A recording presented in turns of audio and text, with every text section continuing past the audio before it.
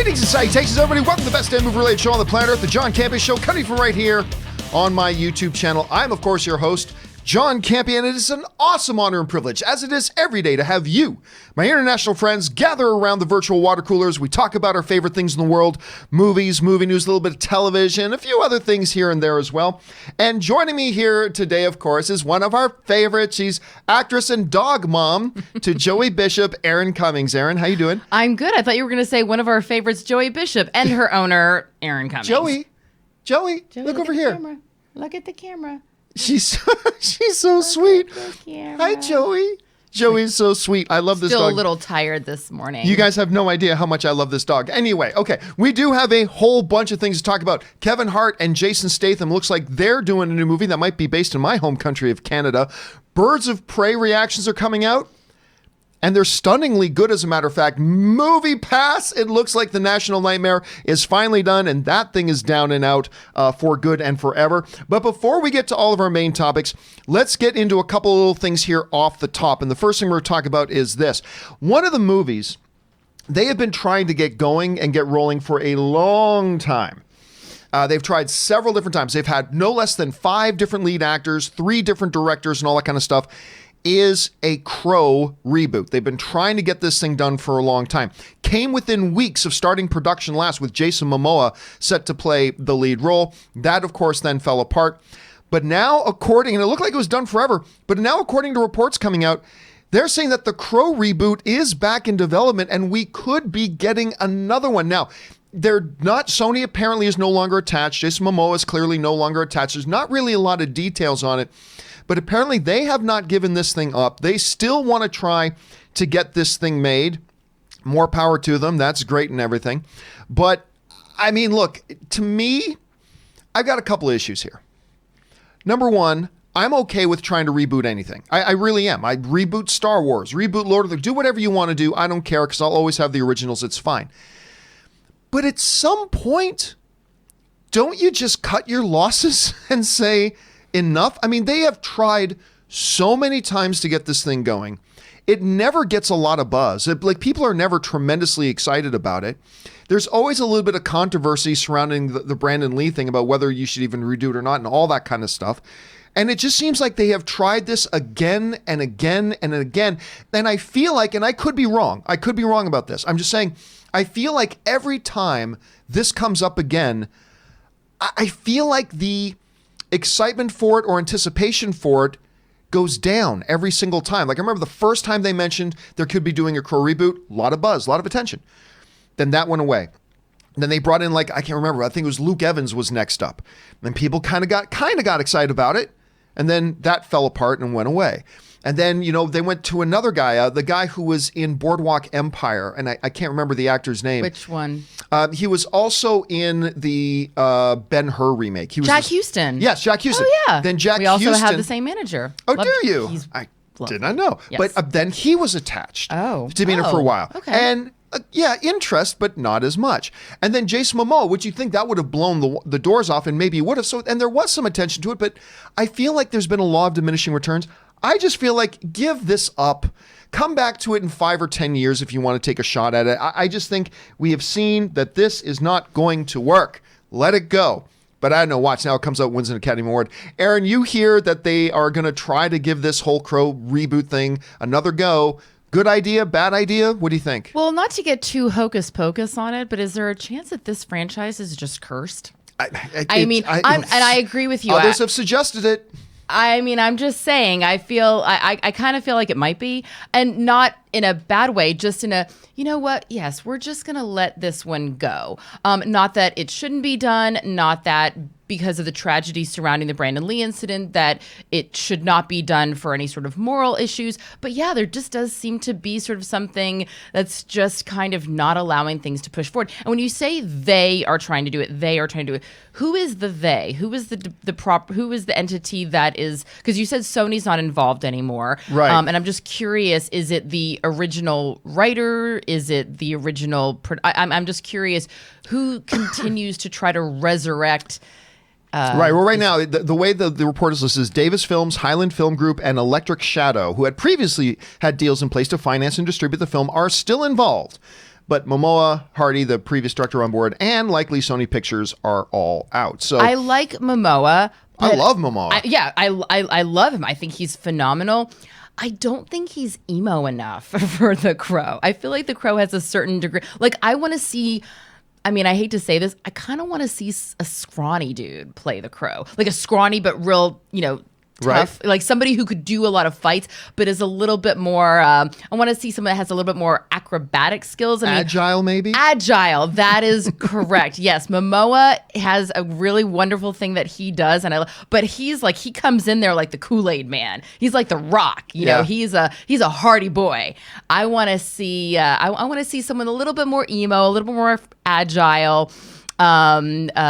Yay for the skinny boys. Houston, they could have had that with Houston. Jack Houston definitely has a good emo. Don't get me wrong, Luke Evans, totally in shape guy, but a more streamlined physique. I'm blanking on who Luke Evans is. Oh, Luke Evans. Okay, so he was the villain in one of the Fast and Furious movies. He's Jason Statham's character's brother in the Fast and Furious movies. Okay. He also played Zeus in the Henry Cavill movie, Immortals, I think was the name of it. Okay. He was also in the Three Musketeers.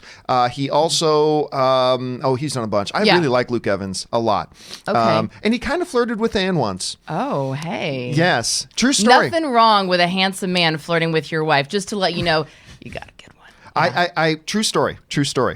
Some of you guys might have heard the story before. So I was doing the press junket for, I can't remember if it was Immortals or if it was another. No, it was one of his like little darker horror films that he was doing. Mm-hmm. And anyway, I went to the junket and I got to go to his hotel room because every cast member had a different hotel room and you'd go in and do an interview. Right. And it was one of those things where I had to bring my own cameraman. Uh-huh.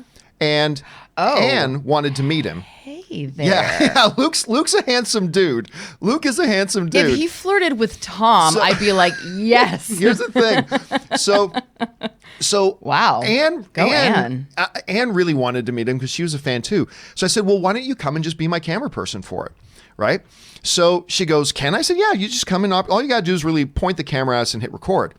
So she's okay. So we go there. She quietly slips off her wedding band. So we go in. Here's the thing. We go in and we meet him and stuff like that. And I'm like, yeah, I'm going to be interviewing you. But I looked like the cameraman and Anne looked like the person doing the interview, right? Got it. And he said, oh, she's the cameraman. I said, yeah. He said, she's the most attractive cameraman I've ever seen. And I said, and Anne is like, blushing. And I said, well, dude, you've got really great taste. Anne's actually also my wife. And literally at that point, Anne's like, shut up, John. So we go through, do the interview. It was great. Luke was awesome. He was funny and it was engaging. We talked for like 15, 20 minutes. So He's British? Yes. Yeah. So he looks like a Brit. He leaves the room and Anne and I I go to start packing the camera down and I turn and look at Anne and her face is, I'm like, what? Her words to me were, why must you ruin everything for me? I mean, you cock blocked. I get it that she's your wife, but you knew that nothing was going to happen. You could have at least drawn the flirtation out just a little bit. It was funny, though. It was funny. He was great, although he was so great and charming and wonderful. I like him a lot. And if he was coming back to do, The Crow, I'd be down, but I just feel like they've tried. It's time to move on. Guys, question is, what do you think about this whole thing about a Crow reboot? Do you think, no, listen, we've been waiting for this Crow reboot. Do it. Or are you thinking kind of like I am? It's like, guys, you have tried this so many times. It's just time to let it go. How do you feel about it? Jump down to the comment section below and let me know your thoughts. All right. With that down, let's do one more thing off the top here. And that is this. You guys know that myself, but really Robert Meyer Burnett, is really into sideshow collectibles, hot toys, 1/6-inch figure, all this kind of stuff. He's got hundreds and hundreds of them. I've got 4, but I cherish the 4 that I have. Well, I mean, this isn't really a big movie news story or anything, but I would be so remiss if I did not at least bring this up. Sideshow Collectibles, the company behind hot toys and all that kind of stuff, is putting out, they just put up for pre-order, a full-size, 1-to-1 scale Baby Yoda figure is coming. They have put this up. It is surprisingly, for a Sideshow collectible, it is surprisingly cheap. We get a look at a couple of the pictures here. It is surprisingly cheap. They're saying this thing is going to go for $350, and which is, for a Sideshow collectible figure, is really not bad at all. And for one that is as anticipated as this, I'm shocked. I mean, oh my God, look how adorable this thing is. So I'm pretty sure, like I ran in, as I was getting ready for the show this morning, I saw this, and usually as I'm doing my final prep for the show, Anne's doing her final prep to leave for work. So I go and I say, Anne, have you seen this? And I show her the news story of Baby Yoda 1-to-1 scale, blah, blah, blah. And she looks at it, looks at me, grabs her phone, and she just says, "Excuse me." And she goes, so I don't know if she bought it already or not. I don't know if she already put in her pre-order or not. But, I mean, this thing is adorable. Look, I don't normally bring these things up to talk about figures or anything like that, but how can you not want this figure in your living room? I know. How can you not want this figure in your living room? Like, has Tom bought it already? I'm just assuming Tom has probably ordered it already.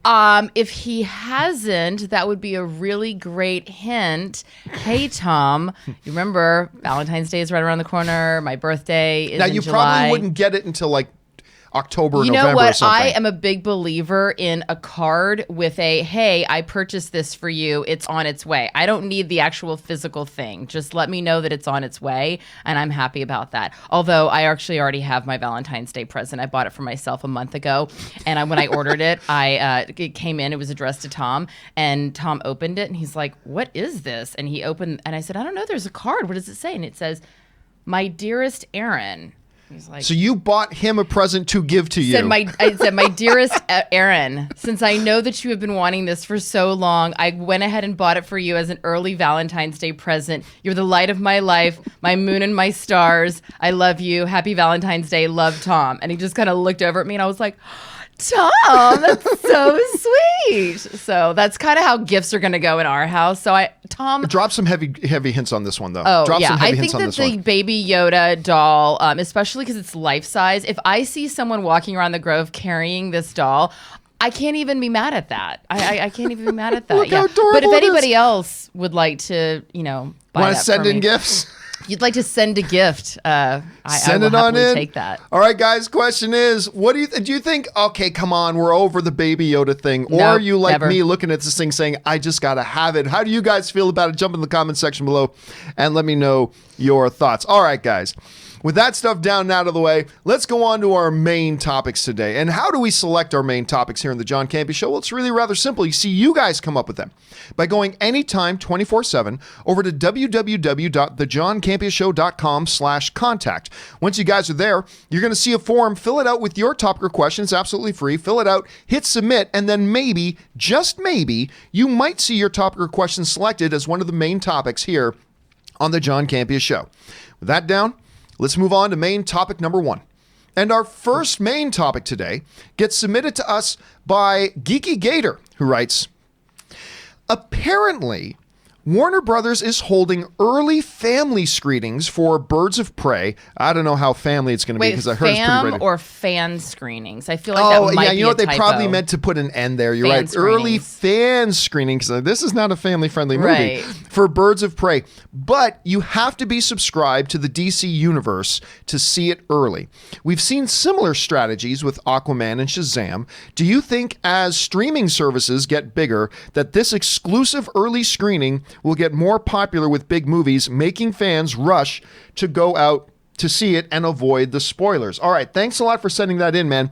And yes, just like what happened with Aquaman and like what happened with Shazam, where they did these early screenings, if you were either, I think Fandango was the one that was doing it, then somebody else was doing the other one, that if you were a fan and subscribed to their service, you could like get an early screening, like a week early or 2 weeks early for, it was either Shazam or an Aquaman did one too. And you know what? It was a lot of fun, and they were big smash successes. So successful, I gotta say, I'm kind of surprised we haven't seen more movies do it. Now, they've really kind of focused it mostly around the whole comic book genre, but I think this is kind of a strategy that could work. You'd have to really believe in your film because you don't want a bunch of people seeing it early and then letting the word out, this movie sucks. So you got to believe in the film. And that paid off for Aquaman and Shazam. So now they're talking about doing it with Birds of Prey.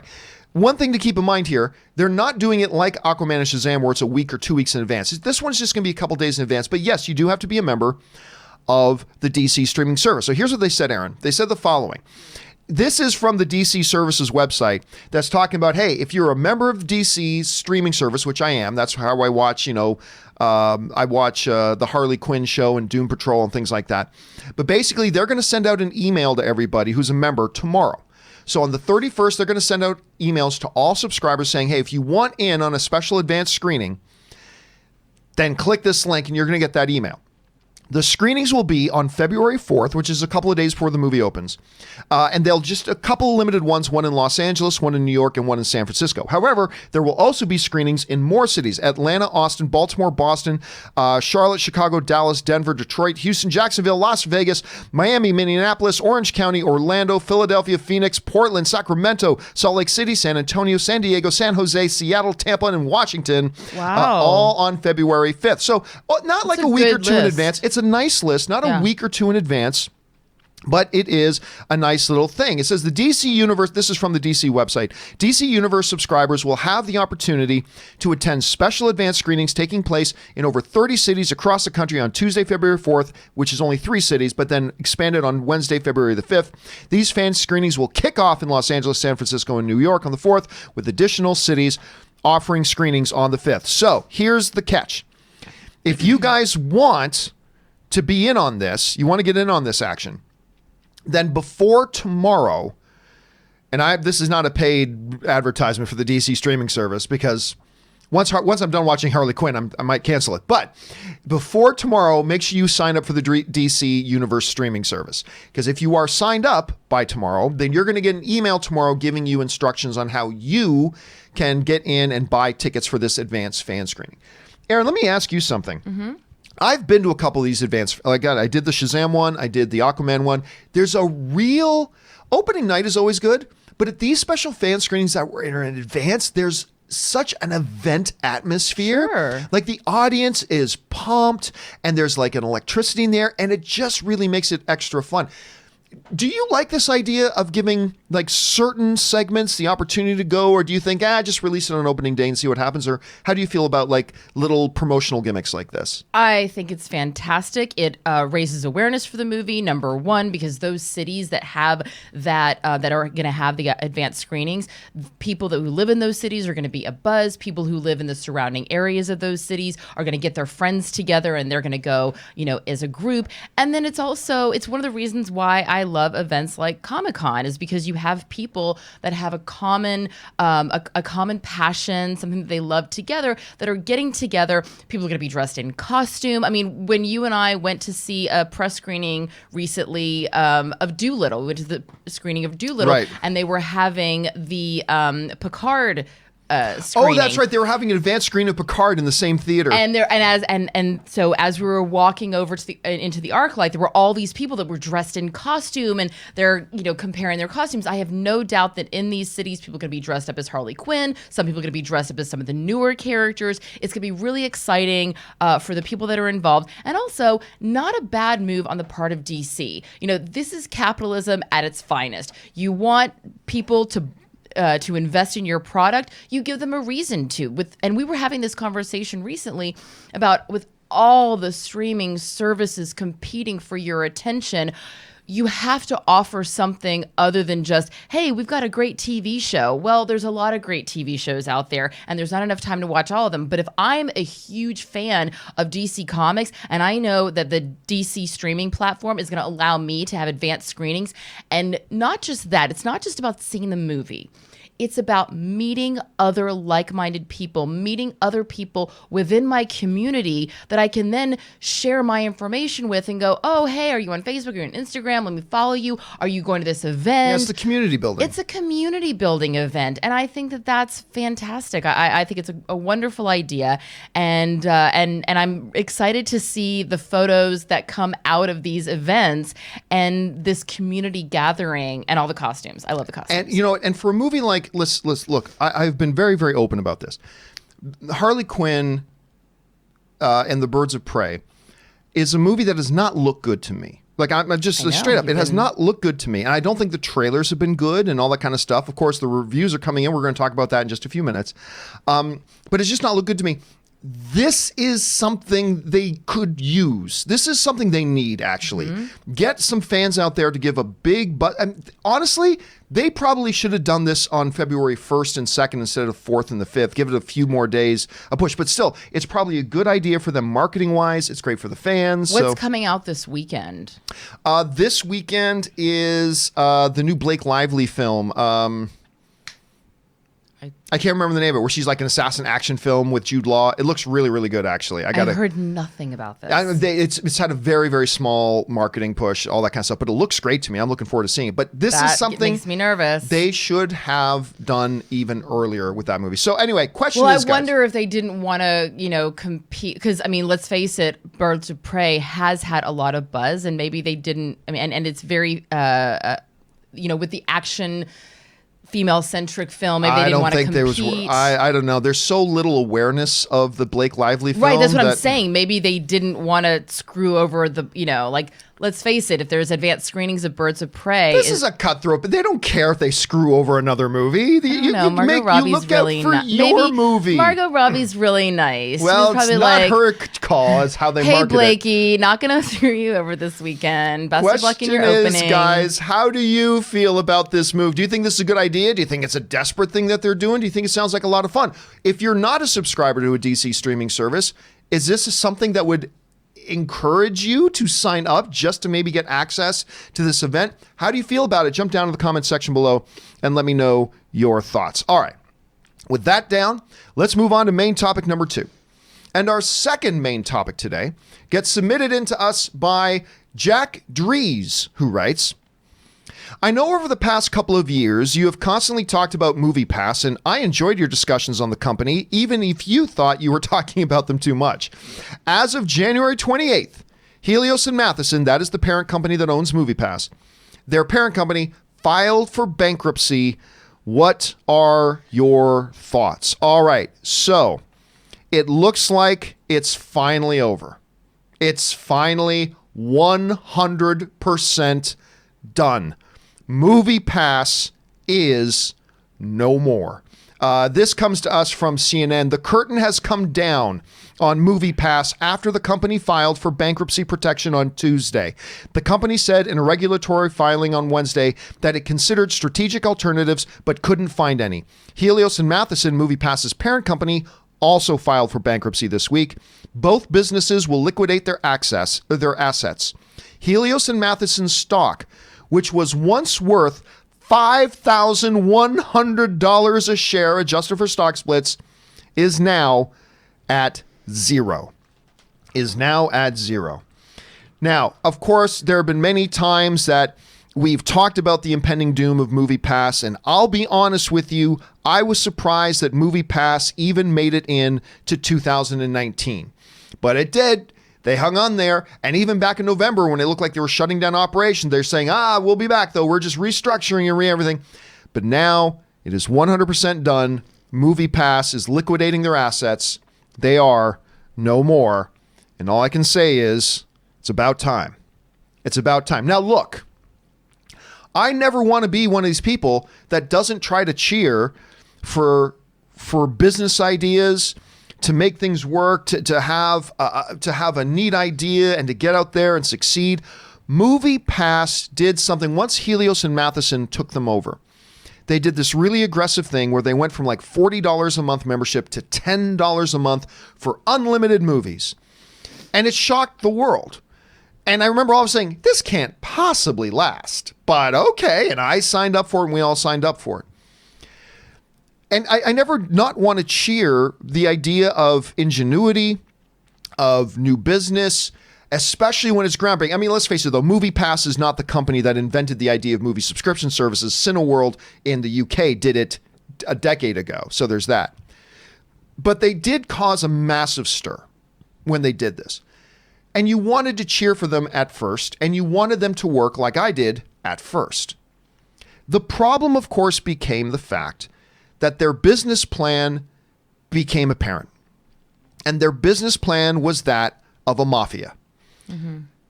They wanted, their whole business plan was built on the concept of extortion. Here was MoviePass's grand plan, as it became apparent as time went on. Their grand plan was this. They knew that a $10 a month subscription service could not survive. They knew that. But that wasn't their plan. Their plan wasn't to survive on $10 a month subscription services.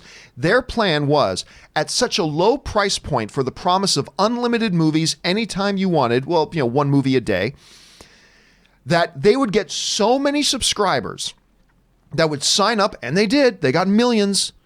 So many subscribers that would sign up and become reliant on their service that they could then use that subscriber base to go and extort and blackmail movie studios and movie theater chains into forcing them to cut MoviePass in on their action.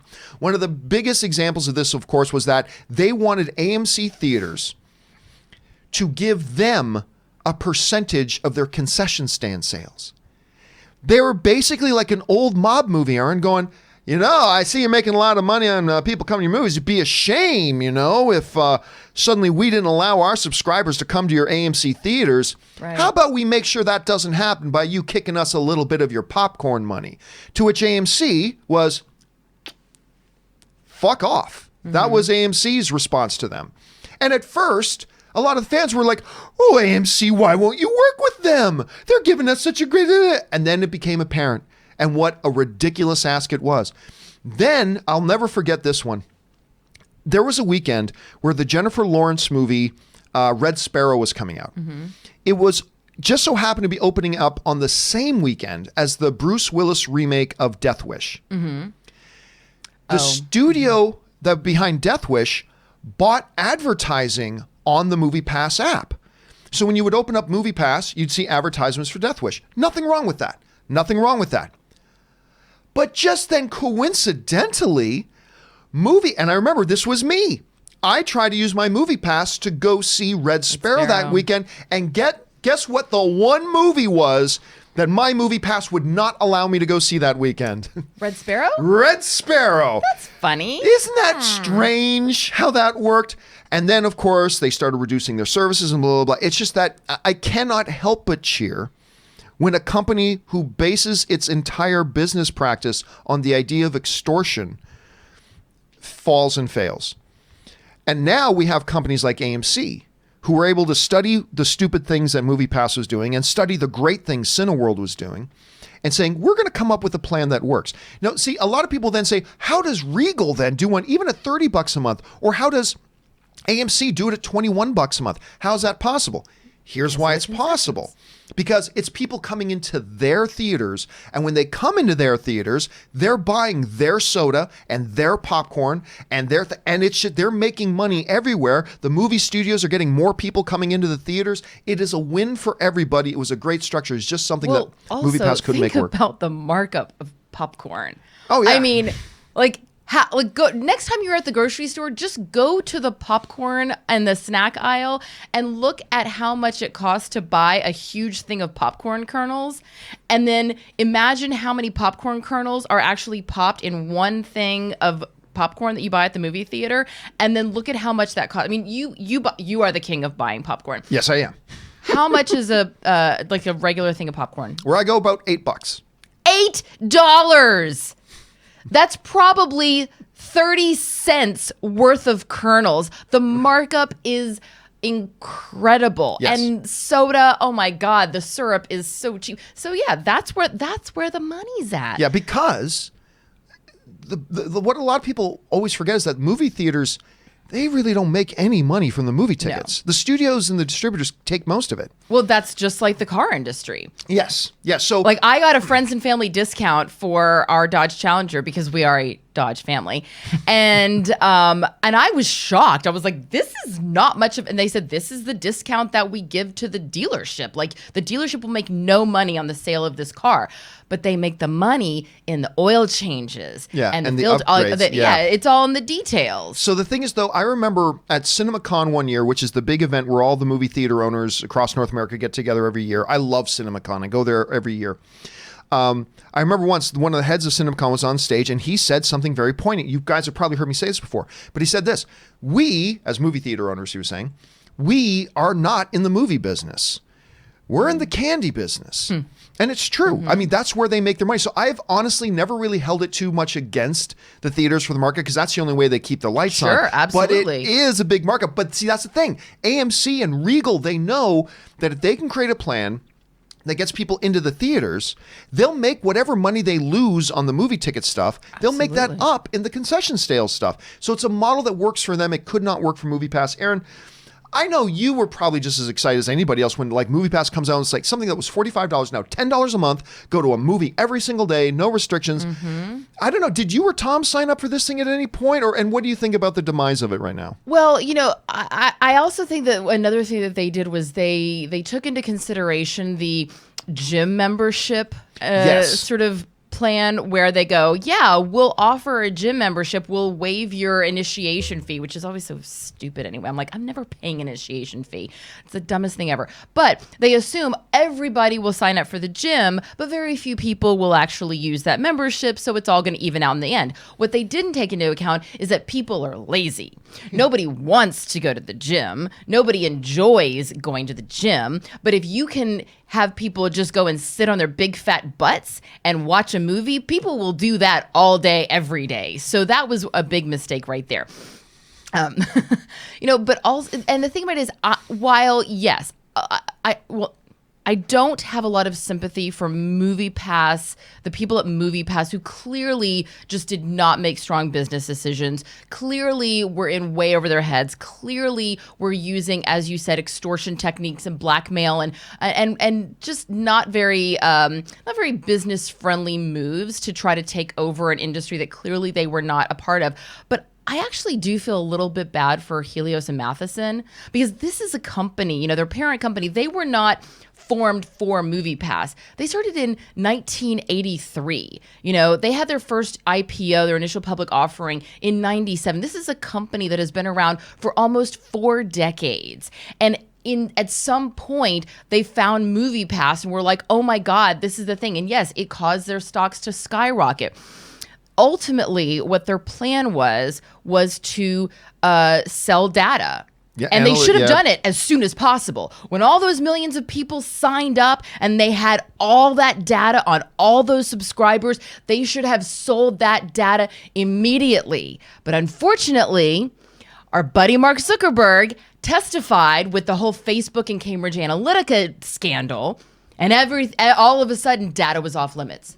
Can't sell anybody's data. Everything's private. It's got to be a big thing. Prior to that, data was free reign. Like you sign up for something, you click that box, you don't read what it says, they got your data. They could have, like Helios and Matheson could have done very well had they jumped on selling the data as soon as possible. But then as all of a sudden MoviePass started going down, losing millions per month. Yeah. Like it was just an avalanche. They were burning cash like firecrackers. Oh, my God, it was awful. And, and I don't know if they just didn't see what was down the road and they figured, I don't know when it all happened exactly as far as when the Cambridge Analytica issue came out and they all of a sudden realized we're not going to be able to sell this data. Google and stuff like that, they still do it. Like Google still does, they get certain amounts of personal data, all that kind of stuff. But it's just that... But even then, the whole claim they made that, we're going to utilize data and leverage, like, that's not going to make you the amount of money you're going to burn through giving 3 million people a movie a day. But I also think that Helios and Matheson made a tragic misstep, which is they put all of their eggs in one basket. Yeah. Like why when you had, it's kind of like, you're never as popular as when nobody likes you until everybody likes you. That's what I always use in Hollywood. It's like nobody wants to hire you until all of a sudden everybody wants to hire you. I could not get arrested. I booked a couple episodes of Mad Men and then all of a sudden everybody was like, my agent said, oh my God, like Mad Men changed everything. The phone won't stop ringing. I'm like, great. So I feel like they should have taken the initial excitement of MoviePass and used that to purchase another company that could have kept at least Helios and Matheson afloat. And if anybody wants to buy my Helios and Matheson stock, I'm just kidding. I don't. Or what they should have done is they should have cut bait as soon as they saw the trend going down. But either way, guys, it is kind of the end of an era. I mean, the movie passing was a big deal. How are you feeling about this, that the tombstone has finally been planted? Jump down into the comments section below and let me know your thoughts. All right, with that down, let's move on to main topic number 3. And our third main topic today gets sent in to us by Dutchman, who writes, "Hey, John, I love Jason Statham, you and me both, brother, in just about everything, including Meg. Yeah, I didn't even like Meg that much, but I love watching Jason Statham in it. Is that the shark movie? That's the giant shark movie. Yeah. Just read on The Hollywood Reporter that he and Kevin Hart are getting together to do a movie called The Man from Toronto. I'm excited. Guessing as a good Canadian kid, this excited you too. What are your thoughts?" All right. Yes, actually, this does excite me because I do like Kevin Hart. Look, at some point, Kevin Hart's shtick is going to get old and I'll get tired of it. But that day has not yet come. I am still very entertained by Kevin Hart doing his Kevin Hart thing. And it works for me and it makes me laugh. And I love Jason Statham. Now, obviously, we're starting to see this little triumvirate forming between Dwayne "The Rock" Johnson, Kevin Hart, and now Jason Statham. Because, of course, Kevin Hart and Jason and The Rock have done multiple films together. We had the latest Fast and Furious spinoff with The Rock and Jason Statham. And then, of course, Kevin Hart made an appearance in that. Now we got Jason Statham, Kevin Hart doing their own thing and all that kind of stuff. Yay. Now, I really don't have any information on this. They haven't really released anything substantial on this errand, like to let us know what this movie is about, per se. But it's Jason Statham and it's Kevin Hart. If that doesn't tell us what this movie is going to be, I mean, it doesn't tell us the plot, but it's a case of mistaken identity. Because is it? Yeah, Jason Statham is a hitman. And then I forget what Kevin Hart's character is, but they rent an Airbnb or maybe it's an Uber pickup or something like that, and somehow they get a mistaken identity. So whoever picks up Kevin Hart thinks that he's the hitman, and then they pick up Jason Statham. I didn't see anything on the Variety article about that. That's interesting. I don't know. I think I read a Deadline article. I read a couple articles last night, and somewhere I did also discover that it has absolutely nothing to do with the romantic comedy called The Man from Toronto from 1933. So I was a little confused when I went to the IMDb and was like, "Oh, The Man from Toronto," and I was like, "This doesn't make any sense." So yeah, I'm excited. I love Kevin Hart. I agree. I'm not done with Kevin Hart yet. I want lots more Kevin Hart movies.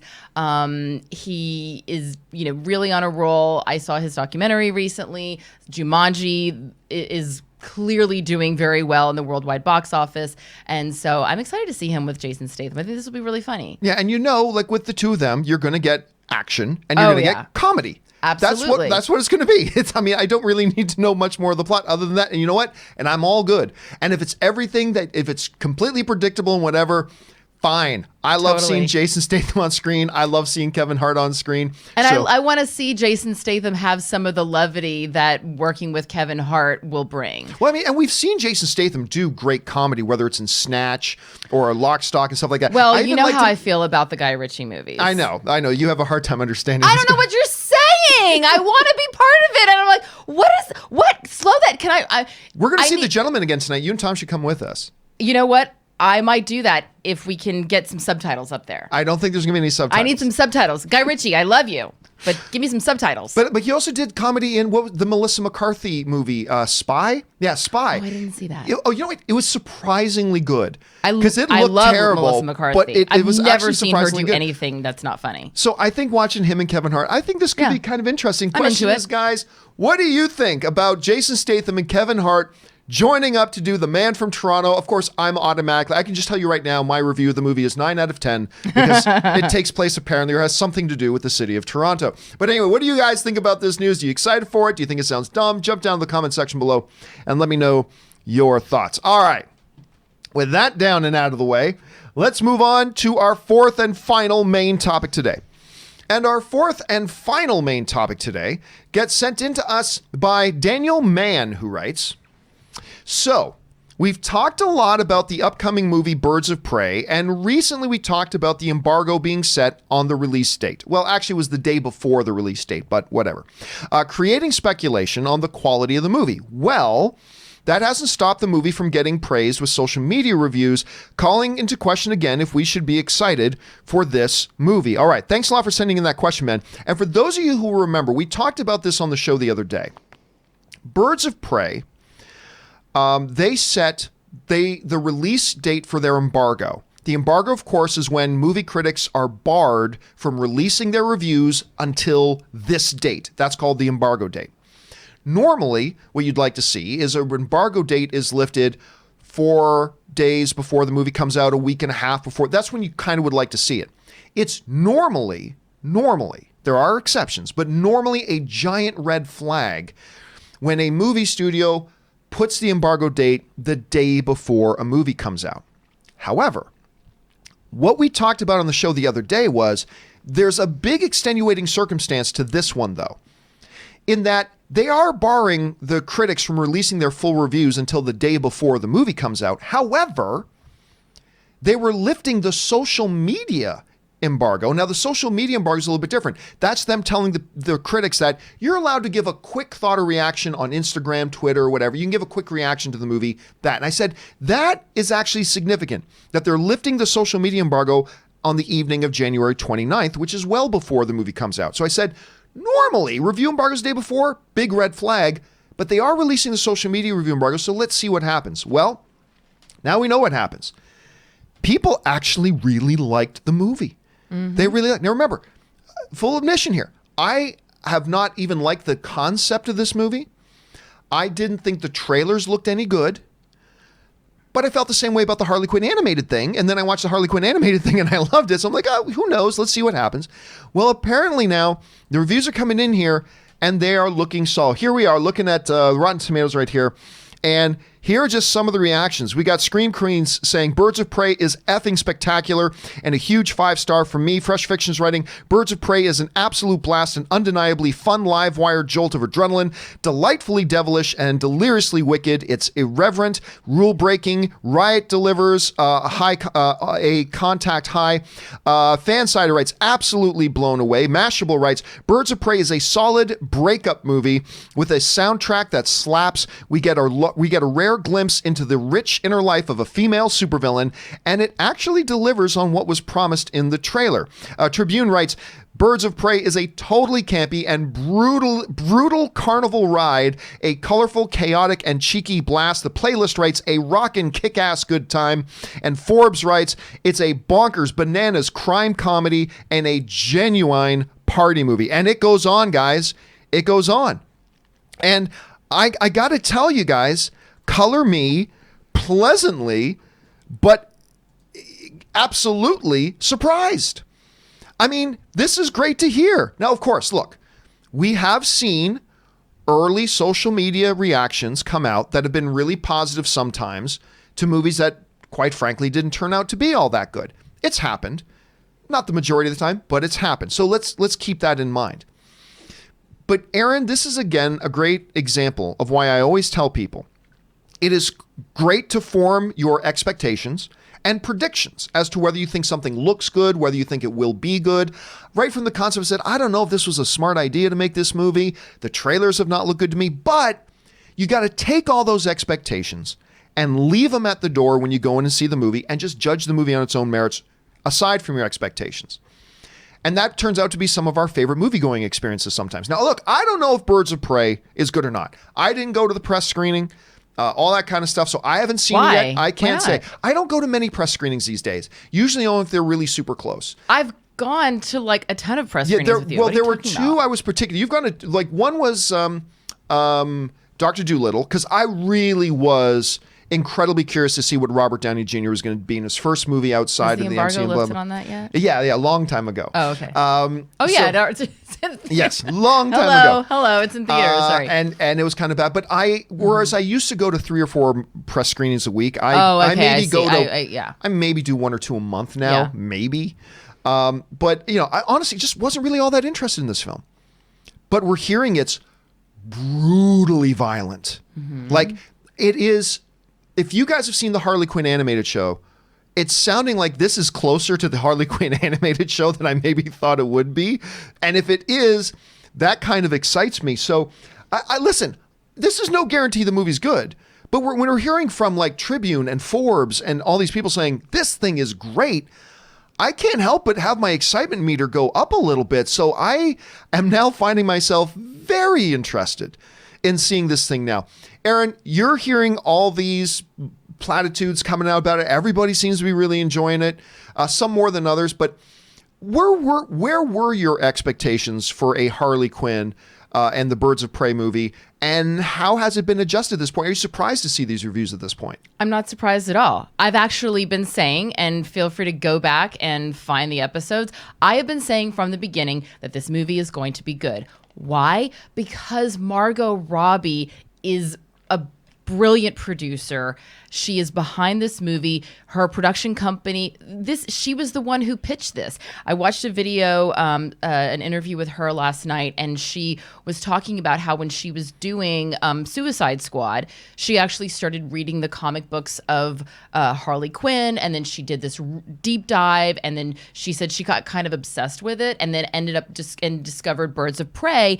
And she said, there is this fallacy that exists in our industry that thinks that women don't like violence, that think that women don't like action, that think that women don't like these things, and therefore not only don't want to do them, but that if you show women doing them, that audiences won't like it, and specifically female audiences won't like it. And she said, and that's just not true. She said, I love action films. I love violence in film. And so I really wanted to bring this concept of Birds of Prey to the screen. So the simple fact that Margot Robbie is so passionate about it, and that she's using the source material of the comic books, she was also the one, it was her production company that did I, Tonya. Not only did she star in it, good. She developed it and she produced it. So I've always said that she was going to, I worked with her on Pan Am way back in the day before any of this, and she was really smart and excited about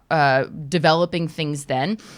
So I'm not surprised. And she's even said that after certain screenings that they've had, she goes, I see the way that women specifically walk out of this movie. And she said they kind of have this thing of like, yeah, I'm ready to take on the fucking world. And so I'm really excited to see this. And I love the supporting cast. In fact, if you go to the Grove, there's like massive posters everywhere. And I was on the escalators. I was going down as these two African-American women were coming up, and they were looking at the poster, and I heard them say, oh my God, Rosie Perez, Rosie's back. I love Rosie Perez. Yeah, Rosie Perez. And then, Janae Smollett-Bell. There's a really exciting, dynamic, very diverse cast in this film. And Margot Robbie is promising us lots of action and lots of violence and also lots of fun. It's really colorful. It's sort of something that, like, I would want to sneak into as a 13-year-old. Right. I think it's something I'd like to sneak into. And as a 23-year-old, I'm very happy that I'm now old enough to go.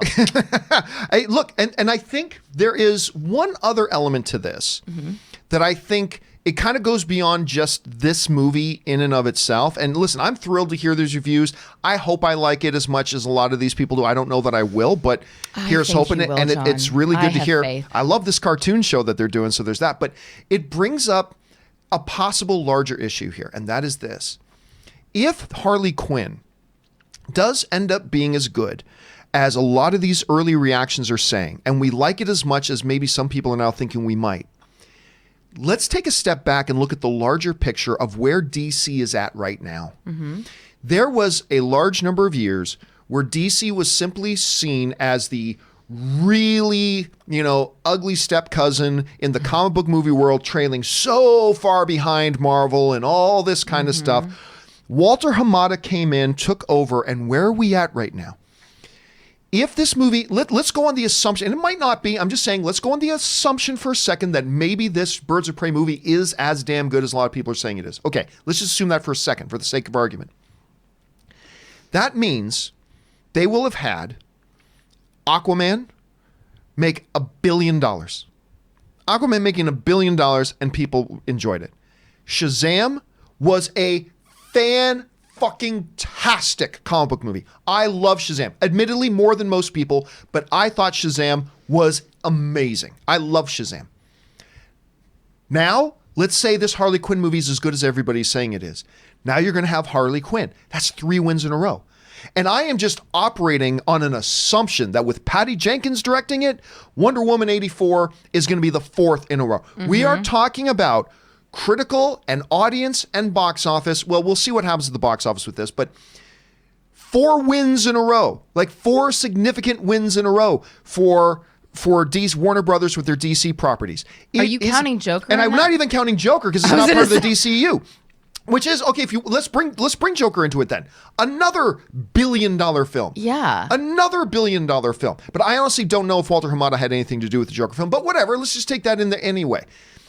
There is such a shift has happened now in the whole narrative about what is DC in this landscape of comic book movies compared to Marvel.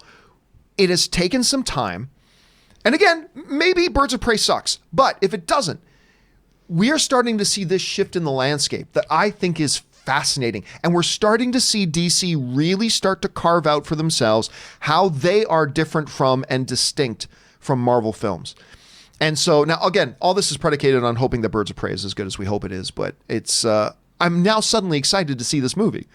But why does it have to be one or the other? It's not. Just because I love Biggie doesn't take anything away from Tupac. And look what happened. No. Let's celebrate both of them. But the problem is, to a lot of people, there hasn't been something to celebrate with the DC right now. I have personally liked all the DC films. So you're just saying, take Marvel out of the conversation. Yes. The brand, because I like to look at it as by itself without having... It's been having divisive on its own. Right, without having to compare it to what Marvel is doing. Yes. Because, Marvel's doing great things, yay Marvel. But if DC themselves, if the DC universe was struggling because they just weren't able to find their market and create product that people wanted to see and got really excited about it, that is in and of itself. They're eating themselves, regardless of what Marvel is doing. But I love the idea that both DC and Marvel can both entities can be putting out exciting, dynamic, action-filled, just... The audience wins. Absolutely. We just get more and more product that we can consume. The problem is that even, Marvel aside, the DC films have, despite the fact that I've liked them, the DC films have been really divisive, up to a point. And then that divisiveness just gets highlighted when you've got another guy next door in Marvel making films that is blowing up fan reactions and the critics and the box office and everybody's loving it. It just kind of accentuates the negative of what's going on over here. Well, I feel like DC has also just been it was a bit of a snooze fest of using the same characters over and over whereas conversely, Marvel was bringing up, even though they had their, we know you have, the guy. Iron Man? Iron Man, thank you. I kept wanting to say Aquaman. You have Iron Man. But they were always bringing in new characters that would kind of be a little shiny object over here, and they have something new.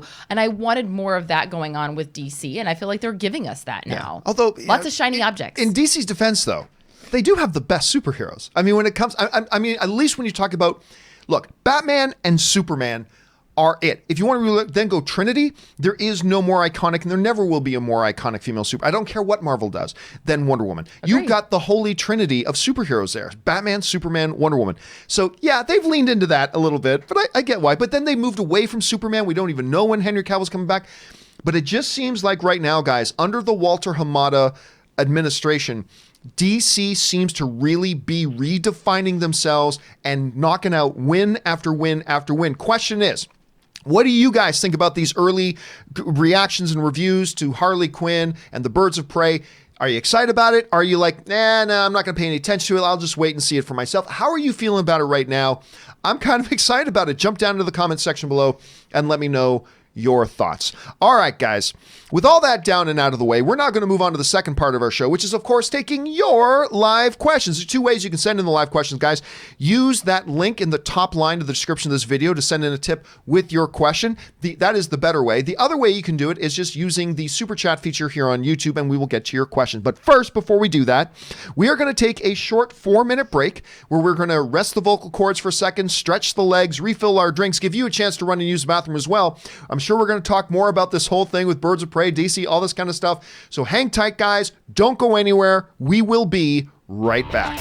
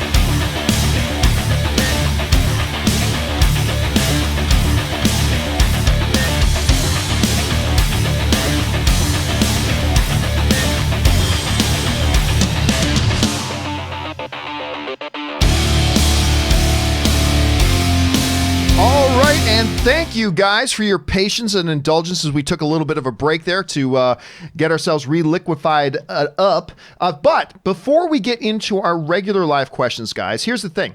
You guys know that a couple times a year we do a little bit of fundraising, and we were trying to raise some money, as we have in the past, for the 7136 Family Crisis Center here in Los Angeles. And I asked you guys yesterday if you will go to their website and make a donation, because they are there for families in crisis and in need, and particularly for women and children escaping domestic abuse situations. If you guys will go there and make a donation and then email me your question with the receipt, with a screenshot of your receipt for the donation, then we will answer your questions first, and then I will match your donation. So with that said, there's a few questions here we need to get to here first, and thank you to everybody on this list for donating to such a great cause. Let's get through your questions here first. AJ writes in, greetings from Hong Kong. I just wanted to share my top 10 movies of 2019 in no particular order. Number 1, Still Human from Hong Kong. Number 2, Detention from Taiwan. Number 3, Weathering with You, an anime. A lot of people talk to me about that movie, actually. Number 4, Parasite. Number 5, Hotel Mumbai. That movie's really, really great. Army Hammer and anyway, Dev Patel. Number 6, The Art of Self-Defense. The movie took me a little while to get around to, but I actually did enjoy that one. Number 7, Toy Story 4. Number 8, Joker. Number 9, Ford v Ferrari. And number 10, Marriage Story. Thank you so much, AJ, for contributing to a good cause and for sending in your list, man. All right, JJ now writes in. Where's JJ? JJ writes in, if both Tenet and The Batman prove to be successful, is it safe to say that Robert Pattinson could become the biggest and most sought-after movie star in Hollywood? Here's the thing. Not necessarily, no. It really, the bigger question is, how does he do in them?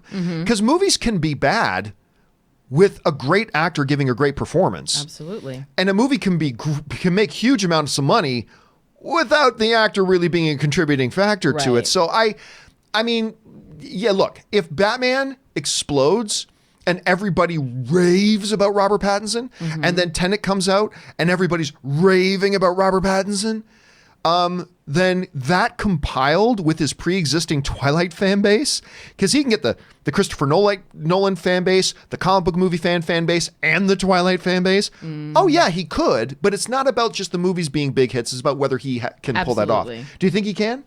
I mean, I think so, considering the fact that he was able to capture the hearts and the imagination of the entire Twilight fan base, and then came back and got critical acclaim for the Lighthouse. Well, Lighthouse, but then all those indie films he did before. Right, exactly. But Lighthouse, one that we've talked about a lot on this show as well. You know, he really seems to be making some smart decisions and is a good actor. And I'm glad that he's now choosing franchise opportunities that allow him to gain a new fan base, but at the same time show off his talent. I think it's great. Very smart. All right. And thank you, JJ, for making that contribution to that cause. All right. Willow writes, someone asked the other day if Woody and Bo Peep can procreate.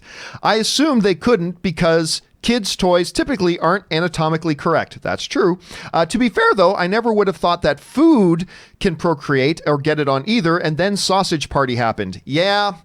And then Sausage Party happened. Yes. You know, by the way, I gotta say, Sausage Party's not a good movie. It's terrible. It's terrible. It is one of those movies that you watch one time for the gimmick and for the cheap, toilet humor laughs, and then you never watch it again. But I gotta admit, the last part of that movie was so shocking and surprising that I was giggling and laughing the whole way through. So I do have to admit, the big orgy stuff at the end of the food orgy, I mean, I think the whole movie is dumb and not very good, but even I had to admit that last bit, that did have me rolling around in hysterics. I like toilet humor, so sure, but it's gotta be funny toilet humor. I had to see it in theaters, but like even dumb toilet humor, like if it's nasty, I'm going to like it. All right. Thanks for sending that in, Willow. And again, thank you for contributing to such a great cause. All right. Edward writes in, sent and received and watched, or I think he meant this for Robert, sent, received, and watched the 2-film collection of Deep Blue Sea and Deep Blue Sea 2. Next week, watching my Leviathan and Deep Star 6 DVDs. Leviathan and Deep Star 6. I mean, first of all, look, Deep Blue Sea is one of these cheesy little movies that I could watch. If I had a bunch of buddies over, I could watch anytime, anywhere. You put that on. I've never seen Deep Blue Sea 2. I've never even seen it, but I really like the first one. So yeah, Is but Deep Blue Sea the one with LL Cool J yes, as the chef? Yep. Love him. Love him. And Love like him. one of the greatest, most surprised shark death scenes ever was Samuel L. Jackson. Oh, one of the most best. surprising moments in a movie of all time. I love that. Anyway, thanks for sending that in, Edward, and thank you for supporting that cause. James wrote, Regal Unlimited now has, similar to A-List, a way for members to buy their tickets as a group. Just thought everyone should know. Stay filthy, my friend. That is great, because that's been one of the big advantages that A-List has had over them. Because Anne, as a matter of fact, this morning, I mentioned Anne and I are going to see The Gentleman tonight again. Mm-hmm. Anne is able to use her A-List app, and because she's added me as an A-List companion, she can use my A-List membership to book my ticket for me. Oh, interesting. Yes, and I can do that with her. And our buddy Soul, he's in they call it Entourage. So Soul's in our Entourage as well. So that means he's pre-existingly given us permission to buy a ticket on his behalf for his wow. A-List. So, because it used to be, Anne and I would have to, like, if Anne was at work and I was at home, we were like, oh, we're going to see this movie tonight? Okay, yeah. Okay, and we got to be on the phone at the same time. Okay, let's both open our amps. All right. Okay, no. which seats do we see available? Okay, I'm going to get L12. You're going to get L13. 3, 2, 1, purchase. Did you get it? Yes. Okay, cool.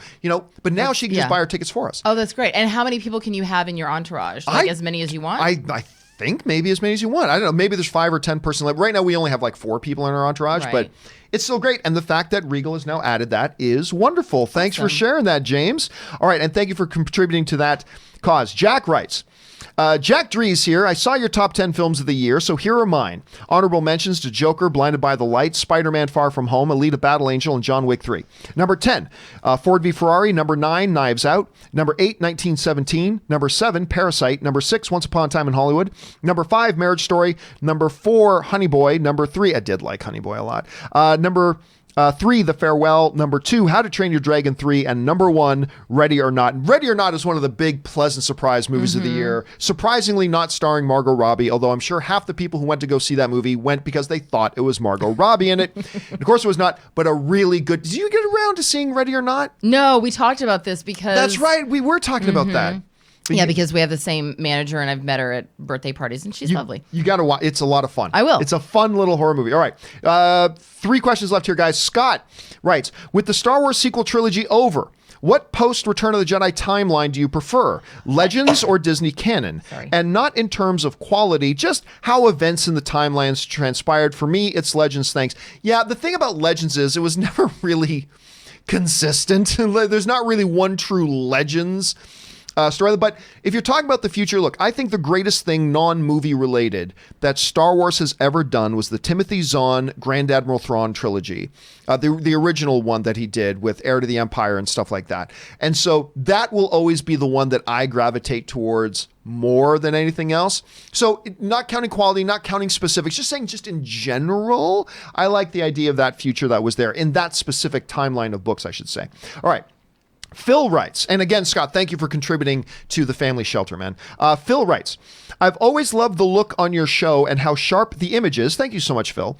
Do you shoot in 4K, and what camera and lens do you use? I do not shoot in 4K because that would be incredible bandwidth and all, and there's not really a need to stream in 4K. So no, although I do have cameras that are 4K capable, I shoot at 1080 at 60 frames per second. So this image you're seeing right now is being done at 60 frames per second. It's 30 frames per second is perfectly fine. Some people do 24. I do at 60, whatever. My cameras in the studio right now are Sony A6400s. You can get those for about $1,200. But the lenses, then I bought extra lenses. Different lenses than mine's a Canon. Yes, yours is a Canon. Which camera is it specifically? I remember you told me before, but I can't remember. No, yours. Oh, the one in that's front of shooting you. me right now Yes, is a so Canon. Because I have a Canon XC1500, which is a 4K camera. XC15, I should say. Canon XC15, which is a 4K Canon camera. It's the first 4K camera I ever bought. So that's what Erin has on her right now. But we also have different lighting on us, so that makes a big difference as well. If you're just comparing the side by side. This camera and this camera are both Sony A6400s. They're my primary cameras. And I bought upgraded lenses. So the lenses I have on both of these cameras are called the Sigma Prime 30 millimeter lens cameras with f1.4. And they're really cheap compared to like they're $300 lenses, like just the lens itself, but you can get lenses that cost you like $1,000, $2,000. But I love these lenses, so I bought the camera, then I bought the lenses, and that's the image that I use. Thank you for asking. All right, final question before we get into our regular live questions. Dan the Man writes, have you ever considered making the show a subscription service? It seems to be the big trend right now. You put out daily content. Let's say you charge $10 a month for your show. All super chats were free, and you only had 4,000 subscribers. You'd be making $40,000 a month and would be able to hire some really great people to make even more content. What do you think? Yes. It is something I considered, especially when the COPA thing was going on. The Child Online Privacy Protection Act was going on. We didn't know what was going to happen with YouTube. I have thought and considered, and I'd be lying if I didn't say I still have it filed away in the back of my head a little bit, the idea about making my show Patreon only. You know, live stream and everything, but only make the daily show available to Patreon supporters. Say charge one flat rate for Patreon supporters at $10 a month. And then I would take one or two segments from my show and put it up on my regular YouTube channel, but just one or two 5-minute segments that would then talk about, hey, if you want to see a full 2-hour daily show talking about movies, blah, blah, blah, sign up for our Patreon. I have thought about that because you're right. Even if we only had like 4,000 people sign up, that's like 10% of the audience. If we only had like 4,000 people sign up, that would be enough that I could let Rob be full-time, because Rob works kind of half-time with me, that I could hire even more people. We know just recently a bunch of film pundits lost jobs and stuff like that. I could actually have all the money in the world to hire them. You could buy me and Chris some pants. That's right. So No Pants Thursday could become Semi-Pants Thursdays. Hot Pants Thursdays. Hot Pants Thursdays. Only when I do it myself first. And I mean, I'll offer a lot of that opportunity that we could hire more people, create even more content. It's a scary proposition, though. It's a scary proposition. But I mean, one of the neat things is we wouldn't need super chats. We wouldn't need anything, and we wouldn't need YouTube advertising. We wouldn't need any of that stuff. So it's something I have thought about. It's not something I'm close to doing, but something I'll continue to think about as we move on in the future. Anyway, that's all the questions that people sent in for the Family Crisis Center. You guys raised just about $150 for that. I'm going to match that. That means we've just raised $300 for the family shelter. That's like shelter and food for a family for over a month and stuff like that. So thank you to everybody who contributed to that. And we will do this again sometime. All right. With that down, let's move on to the actual live questions that are being sent in here today. First one comes to us from John Fold Your Laundry. And the only comment is, "You're welcome, Aaron." So that's it. Somebody writing, John, fold your laundry. John, fold your laundry. Of course, I do not fold laundry. I literally just leave it in the dryer and pull out clothes as I need them. Spiders everywhere. And no spiders. It's all clean. I actually have to fold my laundry when I go home. It's a problem right now. Yeah. I mean, I probably should at least put my underwear away. So there's that. All right. Ted Wu writes, "I love the story about your Transformers collection that I told on yesterday's show. Here's my story. I bought 2 of each Transformer so I could display them in robot and vehicle form." That's hardcore, buddy. "I had to buy 3 each of the Constructicons so I could display it in robot, vehicle, and of course, Devastator." Of course, I think Devastator was the first one that, so I don't know if you know who Devastator is. No, it's Devastator. So there was this subgroup of the Decepticons, because in Transformers there's the Autobots and Decepticons. There was a subgroup of the Decepticons called the Constructicons, which were 5 robots that all transformed into various construction equipment vehicles.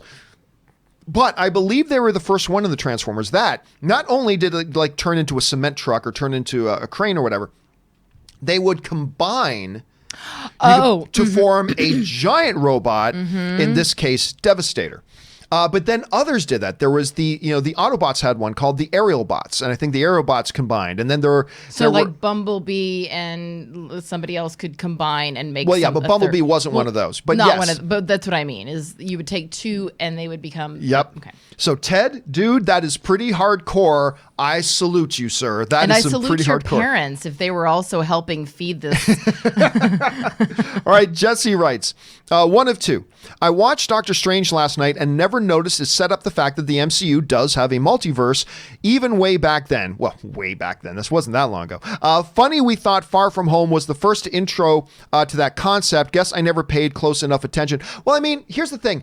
Far From Home was really the first one to materialize it and, to actually give a word to it, multiverse and stuff like that. But yes, the basic concepts of that was kind of introduced as well in Doctor Strange. That's true. Also, Jesse writes, Wong tells Strange that the news of the Ancient One's death will spread across the multiverse.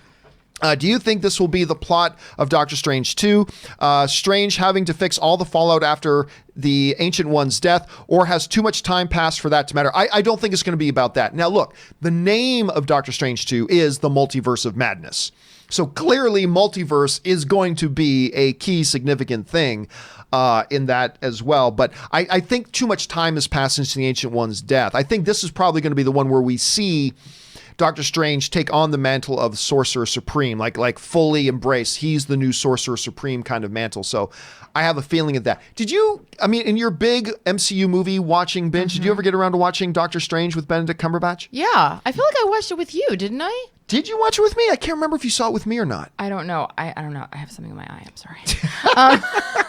I did watch Doctor Strange. I really love Benedict Cumberbatch in that. He's great. I love him just about everything. All right. Murray Reich writes, John, I don't know if you have seen this or not, or it's taken down yet, but somebody posted on the GoFundMe page a campaign to help Colin Kaepernick buy a helicopter. Oh, we don't need to read that. That's not even funny. That's not even funny, guys.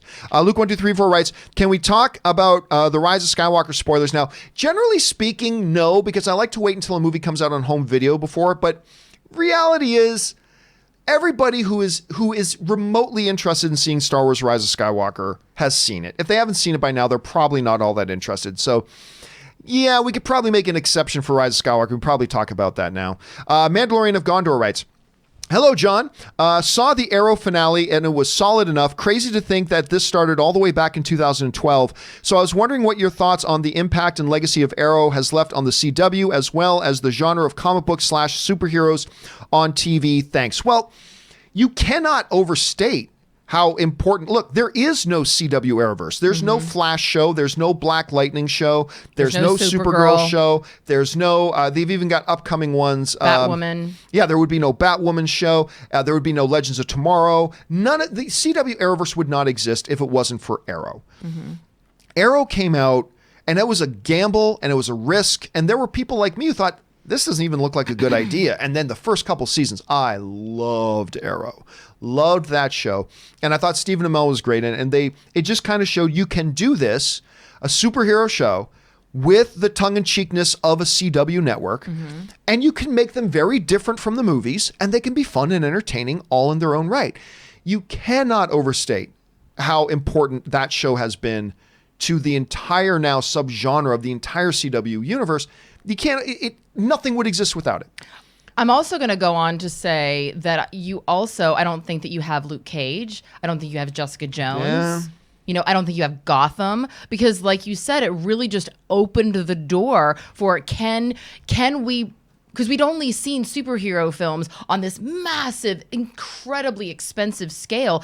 Can we do this as a weekly television show and make it financially sound? CW, which is not necessarily known for having the biggest budget, they were like, well, we can do it. And Netflix said, well, if they can do it, we can definitely do it. And for maybe a more, maybe an older audience, or an audience that's looking for something that's a little bit, that doesn't have the CW kitsch to it. Right. Yeah. But I mean, there was room for both. They were different styles, different DNA. The finale itself, whatever. I mean, I like the fact that they were paying so much tribute to the Oliver character. I like that. I did like that a lot. Overall, it was fine. I honestly, I have no complaints about it, but I was also kind of hoping for something with a little bit more oomph to it. But hey, it is what it is. All right, next up. Jonah writes, hey, John, sorry for reminding you of Transformers, the animated film yesterday. No problem. I went on this big why I hate that movie rant. It made you rage. You even made it its own video when my tip wasn't even high enough. Thanks. No problem. I just thought this is something I should share. Like, I hate that original Transformers animated movie. I hate because I don't know if you know much about it, but here's what it was. They took, we had spent years following and watching and loving Transformers. Years and years and years with all of these characters. Tons and tons and tons and tons of characters. And I bought all the toys. Then the Transformers animated movie came out, and they killed them all off in the first 10 to 15 minutes. Killed them all off and went, look, kids, here's some new Transformers that you need to now buy. It was Hasbro, who contributes to half of my household income.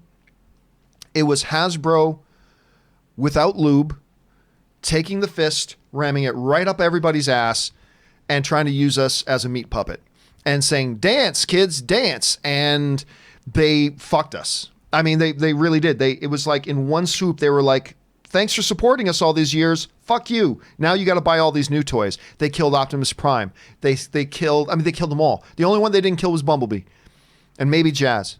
But anyway, it was... Do they realize that they're allowed to introduce new characters without killing all the existing characters? I think their philosophy, their thought and strategy was probably these kids, if their favorite characters are no longer there, it will amplify their need to buy these new ones. And it backfired. Mm-hmm. It backfired.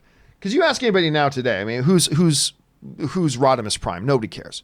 Who was Cup? Nobody cares. Who's Blur? Nobody cares. Anyway, I went off on that. No problem, Jonah. No problem. All right. Faye Haberfeld writes, hey, John, hope your week's been good so far. It has been, as a matter of fact. Quick question. Have you seen Pain and Glory and Portrait of a Lady on Fire? I have seen them both. I was late to both of them, but when they were both getting kind of Oscar buzz, I checked them out. Would definitely recommend checking out Pain if you have not yet. No, I have. Very, very good movie. Look, inevitably, I did my top 10 list the other day. Whenever you put together a top 10, there is going to be everybody of, you forgot this and this. Like, well, that's part of the reason why I don't like doing a lot of top 10 lists, because no matter what, look, there were like 40 or 50 movies this year that I really enjoyed. 40 or 50 that I really hated, and then about 100 in the middle there that were pretty good. They were all right. But being that there were 40 or 50 that I thought were really good, that means there's 30 of them that aren't going to make it on my top 10 list. Mm-hmm. I only had so much room. But yes, they are great. Antonio Banderas. I mean, yes, wonderful, wonderful, wonderful films. Just didn't happen to make my my top 10. If I asked you, I don't want to put you on the spot, but if I had asked you, what would you say were your, and you don't even have to give them in any particular order, your three favorite movies of the year? Oh. I know 1917's one is probably at the top, because I think you said that was your favorite. Well, okay. I think that 1917 should win Best Picture because of the incredible feats and the way. I wouldn't say that it's my favorite movie, though. Right. I think that Jojo Rabbit would have to be my well, no, Paris. You know what? I will say Jojo Rabbit, 1917, and Parasite are my three favorite movies. And I could argue with Those are also my three favorite. I could argue with myself over why each one should be number one, depending on, the day and the mood and what I'm specifically talking about. If I was talking about a movie that I would see over and over and over again, it would be Jojo Rabbit. If I was talking about a movie that had me on the edge of my seat and was unexpected and gave me every genre in one film, I would say Parasite. If I was talking about, incredible feats of cinematic, magistry and beautiful storytelling, and also keeping me on the edge of the seat, I would say 1917. So I think that all three of those movies are in my top three. Wonderful. I don't want to have a number one. All right, let's move on here. 50 Shades of Geek writes, haven't sent any tips the last 2 weeks. Dude, you don't need to. That's perfectly fine. My dog is very sick, so I had to take care of her, and it got really expensive. I'm taking her to the vet tonight. Hope everything is okay. As for more tips, I'll wait a few days till next. Dude, take care of puppy. Take care of your dog, dude. You don't ever have to send any if you don't want to. Don't worry about it, dude. It's just perfectly fine. But honestly, no. As dog people, yes. Take care of your dog. My best wishes for your dog, because I know when one of our dogs is sick, it's really stressful. Yes. So take care of that, dude. And expensive. And it can be very expensive. John, our goat Rodriguez writes, aside from the shoe scene, another scene that got me was the final scene between JoJo and Sam Rockwell. That was really good, actually. Mm-hmm. It just made me fall in love with Rockwell and made me tear up. Best movie 2019. It's just a beautiful movie. You know what? Because of how good the kid is, And because of the power of the shoe scene, and because of Scarlett Johansson getting an Academy Award nomination, we do not talk about Sam Rockwell in this movie. Sam Rockwell. Was he nominated for Best Supporting Actor for this? No. And, by the way, you know who else gets overlooked? Pitch Perfect girl. Why am I freezing on her name? Oh my gosh. It's on the tip of my tongue. Anyway. We're both visualizing her. Yes, you know who we're talking about. The heavier girl with long blonde hair. So funny in this movie. So good. So funny. I mean, she's hit and miss to me. Like sometimes I see her in something and think, wow, she's really funny. And then sometimes I see her and think, the shtick's getting old.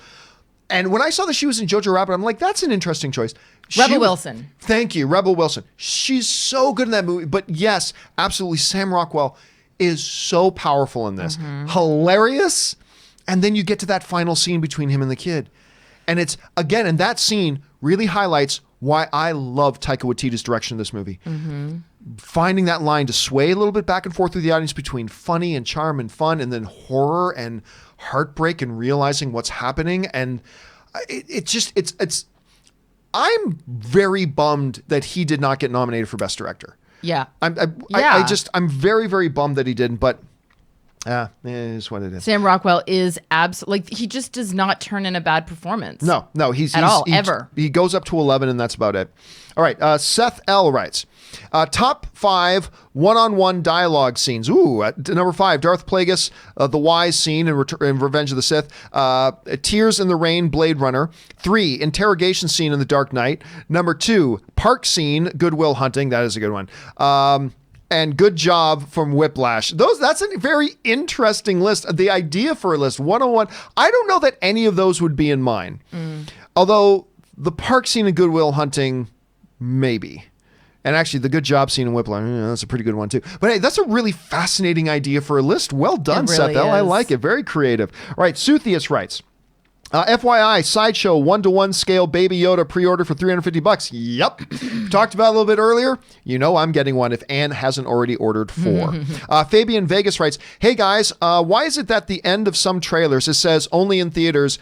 As a Steelbook and Blu-ray collector, high five Rob, I can still get the film when it comes out. What gives?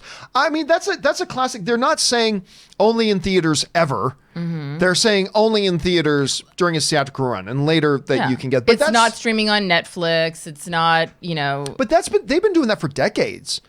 See it only in theaters. Like that's been a part of marketing and stuff like that for decades. Not even just in the streaming era. Act now. Yeah, it's basically that. Only in theaters. Get out to your movie theater and go see it. Like, this isn't going to be on television, folks. Yeah. Well, and also there's the inevitable, something gets announced and people go, where can I watch it? And I'll say something and I'm like, yeah, it's on CBS. What channel is that? And I'm like, I don't know. You live in Phoenix. Check your local listings. But today it is, to your point, today it's even more relevant saying that because we hear about Two Popes. Oh, where do I go to the theater to watch that? Well, you don't. It's on streaming. Irishman, where do I go see it? Well, you don't. You go home and watch Uncut Gems. Where do I go see that? Well, you don't. So maybe that adds a little bit. Well, and then sometimes it's okay. It's in Irishman was in theaters, but was also on Netflix. For a short time. Yeah. But by the way, your home theater system sucks. The best way to see a movie is still in a movie theater. Because it was directed and created with the intent of being seen in a movie theater. I mean, some don't anymore. But I made The Irishman is in my top 10 list of films of the year. I clearly really like The Irishman. I would have liked it even more, I think, if I saw it in a movie theater.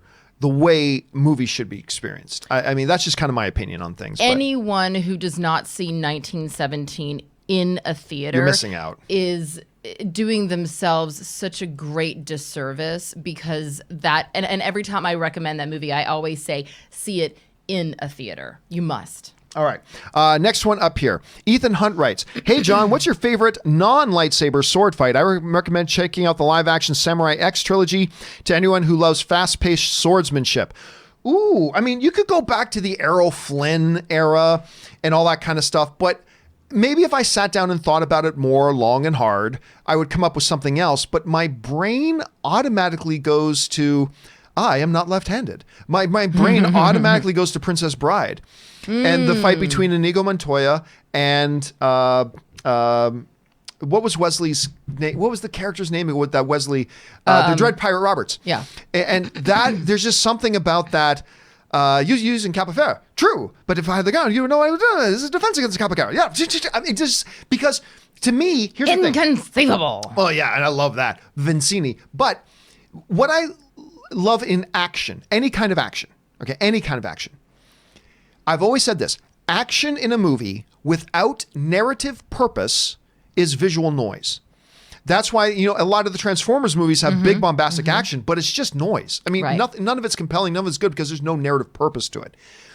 When you go to that scene in Princess Bride, you know what's going on, and the exchange and the dialogue and the back and forth and the riffing what's going on, and what is the final line that Wesley says?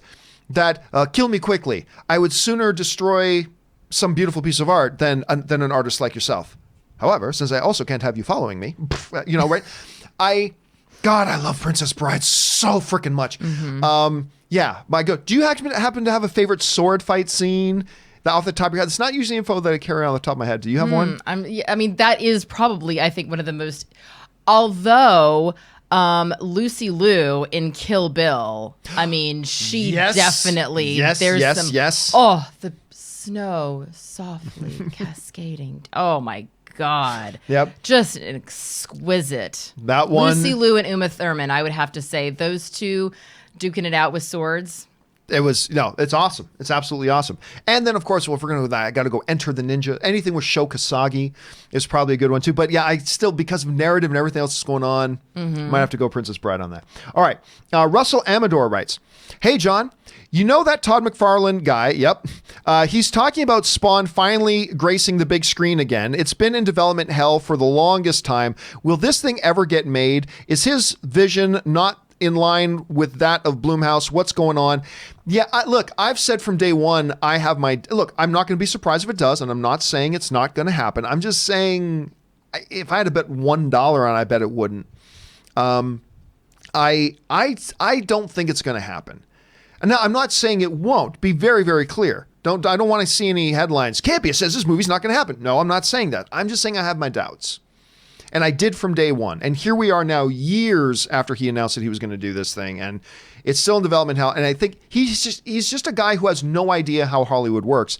And he just thought he was going to be able to jump in and do all this kind of stuff. And then, granted, it's actually been kind of cool hearing him talk about his learning process and realizing certain things. And that it's harder to do this than we thought. And, I thought I was just going to say what I want to do with my movie and people would just throw money at me to go and make the movie. And it's not like that. Well, it's actually been really neat seeing his learning process in this.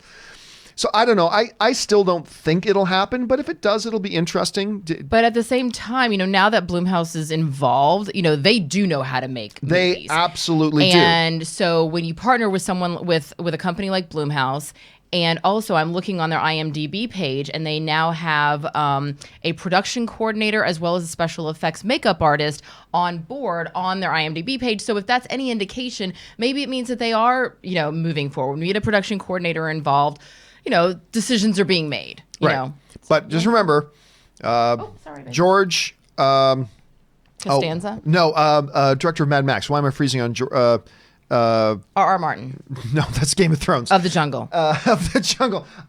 Anyway, his Justice League movie was like a week and a half away from shooting. They had everything. Yeah, no, we've said it until the check is cashed, until the final edit is done. You don't know what's going to happen. But Blumhouse being on board gives me more hope because they're churning and burning. They're getting them out there. Yeah, Blumhouse on board does really change the narrative there. All right, let's see here. Robbie Rocket writes, I don't want Robert Downey Jr. coming back to Marvel as Iron Man. I want him to come back as Rhodey, but looking like his character from Tropic Thunder. Oh, I don't know about that. It's funny. Here's the thing. This brings up an interesting thing. I will often hear people say, when talking about Tropic Thunder, that they couldn't do that, the Robert Downey Jr. character, they couldn't do that today. And my argument is, of course you could. Look, you couldn't do... If the scenario in the movie was the actual scenario. Right. Like that Robert Downey Jr. was just straight up doing a blackface character. That you couldn't have done that when Tropic Thunder came out. Right. Certainly not now. But the gag of an actor in a movie doing that in the number of movies, so you're getting a little bit meta there. I still believe that could be done today. But the thing is, they handled it in Tropic Thunder so perfectly. Like, if anything, like, one of my favorite lines in that movie is Robert Downey Jr., "What do you mean, you people?" And then the other guy, "What do you mean, you people?" It's just like, they were so self-aware and so meta about it. I think you could do it handled right, like they did in Tropic Thunder. I think that could be done today. As long as that's the gag. That's the ridiculousness of it is the gag. You know what? I'm not saying that I agree or I disagree with you. I have to say, the only thing that was really coming up for me right now is, as a white woman, I kind of feel like my opinion on this doesn't matter. I'd love to talk to a person of color and go, "What do you think?" You know, that's kind of how I'm feeling right now. I'm not so married to the idea of it happening or not happening. I just feel like I would rather talk to someone else about Again, that. I think at the time, Robert Downey Jr. doing a blackface character would not have worked even back then. But it was the gag about the ridiculousness of a white actor doing that. It was the joke itself. So I don't know. I know. I guess. And I think it went over great with almost all audiences. I think everybody received it well and everybody liked it. And I think you can do it today. And maybe I'm wrong. I guess, you know what, guys, let me know in the comments what you think. Yeah, I'd be really curious, because like there are certain things that, because of the weighted history of them, you know, it's like, it's not the same as like when Marlon Wayans does White Girls. It's totally different because of the heavy weighted history that is behind it. So yeah, write in the comments. I'm really curious. I normally try not to read comments because I'm very sensitive. So, but I'm really curious. But I will read these comments. I think Just as please long be nice as to me. they're making fun, which I thought is what they did in Tropic Thunder. They were making fun of Hollywood for this ridiculous idea and concept. But I and do became love the butt anything of that the makes joke, fun of right? Hollywood, and especially like the whitewashing of Hollywood, and how Hollywood has such a history of being so fucking unaware. So yeah, But that's culture as a whole. That's culture as a whole. Sure. I enjoyed it at the time, but you know, I'm curious. You know, essentially, my opinion doesn't matter about that. All right, let's actually last question. Then we're gonna let Aaron go here.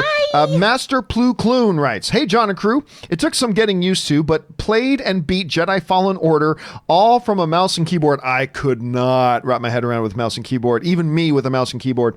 Also had a great time at the Star Wars premiere, being one of those that got to be on the blue carpet in my Resistance pilot costume. That's awesome. Listen, I did not like Star Wars Rise of Skywalker. That's been well established. But man, I gotta tell you, it was a really great event. The night, it was a really great night celebrating Star Wars. It was a wonderful thing to be at and be a part of. Doesn't change the fact that I didn't like the movie, and that's okay. I've been to lots of premieres that I didn't like the movie. That's fine. But it really was a good, fun event, and it's always great going to these things and seeing people in costumes and stuff like that. It's always a lot of fun. But listen, guys, with all that being said, it is time for us to let Erin get out of here. Her and Joey Bishop she had to go and get Joey, who was already heading for the door. Joey was sleeping on the floor. Oh, and Joey's going to say, "Oh, look how sweet Joey is. I love Joey so much. Hi, Joey. Hi."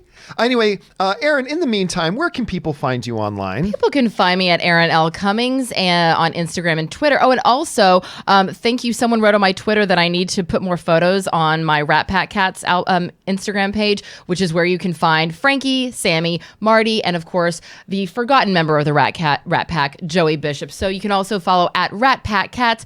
You can have me send a nice little video shout out to someone you love or someone you love, such as yourself, at cameo.com/Erin L. Cummings.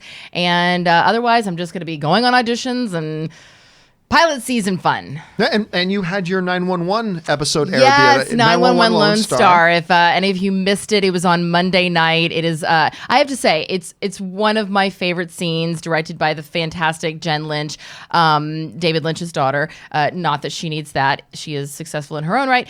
But it was really, really fun. I got to go back to my Texas roots, use my Southern accent. And I hosted Terry's 96-ounce challenge.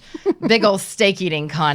So yeah, and check out Jenna Willis. She's about yay big, but she's a really tough fireball and has since become my personal trainer, which is why my butt has lifted an inch and a half. Is that the girl I met at your place? Yes, my she's fantastic. Yeah, we talked about you at that part at your place, so we'll go into that another time. Wait, you and I talked about Jenna? No, me and her talked about you, yes. Oh, well, yes. I hope it was all all good. Conversation. Yeah, but so Jenna and some friends came over on Monday night. Tom and I had like a little thing, just like not anything big, so don't worry about not getting invitations. Yeah, I'm suddenly feeling, no, a very, bit of FOMO very here. small, last minute kind of thing, and it was, and I used to have like watching parties every time I would do something on television, and it was always fun. You were there for my Cold Case episode. Yep, when you were in Cold Case, yep. Right, and as the episodes go by and you do more and more work in television, it just kind of like, I just kind of stopped having them. And I forgot. I was like, it was fun because as soon as the scene came on, like everybody was cheering and laughing, and we got to experience the scene, which we had so much fun doing, experiencing it with other people. And it was really fun. So I'm glad that we did that. And you can follow Jenna at Miss Jenna Willis and have lots of great workout tips. And every once in a while, she puts a video of me and Joey on there. So in fact, we're going to see her this afternoon. And Joey, are you ready for a workout? Are you ready to get in shape, girl? Ready to get in shape, girl? All right. We're going to say bye. We'll see you tomorrow. We'll see you guys later. Thanks, everybody. And you guys check out Erin and follow her on stuff. And thank you so much, Erin, for being here. Bye. All right. Let's keep on rolling, guys, with your questions. We still have about 20 minutes left here to get through the rest of the questions. So let's keep going here. Matt Torres writes, hey, John, if Birds of Prey is as good as people are making it out, should DC treat Harley as their version of Deadpool? Kind of tongue-in-cheek and in her own universe to an extent. I don't know about that. I mean, just let the Harley Quinn movie be its own thing. So let's assume for a second that it's great, okay? Maybe it won't be, but let's assume for a second that it's great. I don't think you start looking to go, let's make that our Deadpool.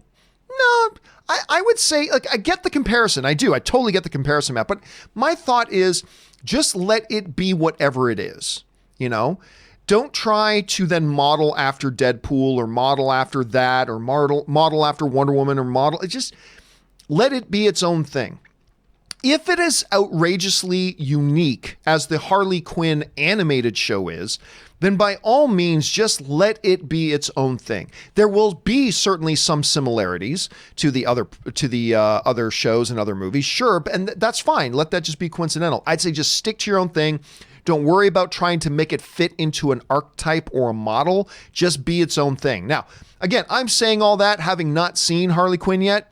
So maybe I'll think differently once I see it, but that's kind of my thought right now. But I totally see where you're coming from on that, Matt. I really do. All right, next up, Jesse writes, are we going to get another Harley Quinn cosplay review? Of course, when I did my review for Suicide Squad, I cosplayed as Harley Quinn. I don't think so. I think the Harley Quinn costume has been retired for the sake of everybody. All right, Kenneth Colton writes, John, I love you. Maybe it's time to add some new music to the breaks. Nah, I'm just going to keep it. Or maybe bring back the movie news feed song. Just a thought. Nah, it's just a piece of music that plays. I mean, I could have nothing play, so I'm not really worried about it. Spencer S. writes, John, it's here. Sideshow is just announced and accepting pre-orders for a life-sized The Child or Baby Yoda figure for $350 and will ship by October of this year. I just put in my pre-order. This will be my first Sideshow collectible. Dude, Spencer, all I'm going to tell you is be careful, brother. Because I had none, and then I bought one, and then I had 4. You know what I mean? And then I just had to pump the brakes on it because these things are not cheap, but they're glorious. And so you get one and all you start thinking about once you get the one is like, what's going to be my next one? And before you know it, you've spent $1,000 on 4 of them. I mean, so you got to be careful. That's why some people ask me, John, why do you have 4 Hot Toys, because I don't want to have 100. I mean, I would love to have 100, but I cannot spend that kind of money. So just be careful. But man, yeah, it does look so good. All right. Let's see here. Ani Pop writes, I just watched Lake Mungo last night, and God help me, which one is Lake Mungo? Let me look this up here. Give me one quick second here. Lake Mungo. Let's see. It's a 2008 movie. Rosie Taylor did. I don't know if I'm familiar with this one. 2008 film. I don't think this thing got a wide release. I mean, if it did, I mean, it's, you know, it's like over 10 years old. So maybe it did. Huh. All right. Well, at least on it, Pop, now I know what to avoid. Thank you for giving me the caution. Thomas Patterson writes, top 10 of 2019. Number 10, Little Women. Number 9, Once Upon a Time in Hollywood. Number 8, Booksmart. Number 7, Toy Story 4. Number 6, Just Mercy. I did like that. That got one of my honorable mentions. I did like that movie a lot.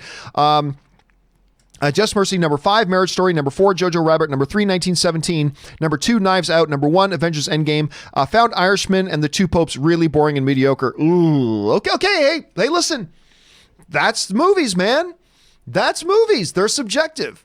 I thought Two Popes was beyond masterful filmmaking, and Irishman is fantastic. But I mean, hey, you watch them and they didn't work for you, and that's the subjectivity of film, and there's nothing wrong with that, brother. Thanks for sharing your list, man. All right.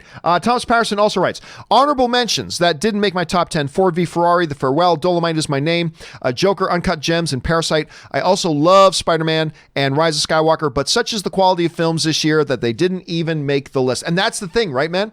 And it has, listen, 2019 was such a good year. When you really sit down and look at all the tremendous films. I mean, look, I love Dolomite Is My Name. Didn't make my top 10. Didn't even make my honorable mentions. And I love that movie.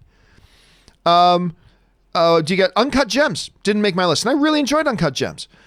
I mean, it's just, I love Spider-Man Far From Home. Didn't make my list. I mean, that's just how good Endgame. I really enjoyed Endgame. Doesn't make my list. That's just how good of a year it was. And I think in the coming years, we are going to appreciate more and more just how good 2019 was. Anyway, thanks for sending that in, Thomas. All right, Zach Taylor writes, my favorites of 2019. Number 1, Joker. Number 2, Parasite. Number 3, Marriage Story. Number 4, John Wick Chapter 3. Oh, how fun was John Wick Chapter? I know I get a lot of people mad at me when I say this. I had more fun with John Wick Chapter 3 than I even had with Endgame. Yeah, I'm not saying overall it was better than Endgame. I'm just saying I think I had more fun in John Wick Chapter 3 than even in Endgame, which was tremendously fun in and of itself. But anyway, number 5, Knives Out. Number 6, Peanut Butter Falcon. Number 7, Blinded by the Light. Number 8, Ford v Ferrari. Number 9, Crawl. And number 10, Ready or Not. Honorable mentions are to Good Boys. Good Boys was really funny. Not a great movie, but very funny. I was really entertained by that.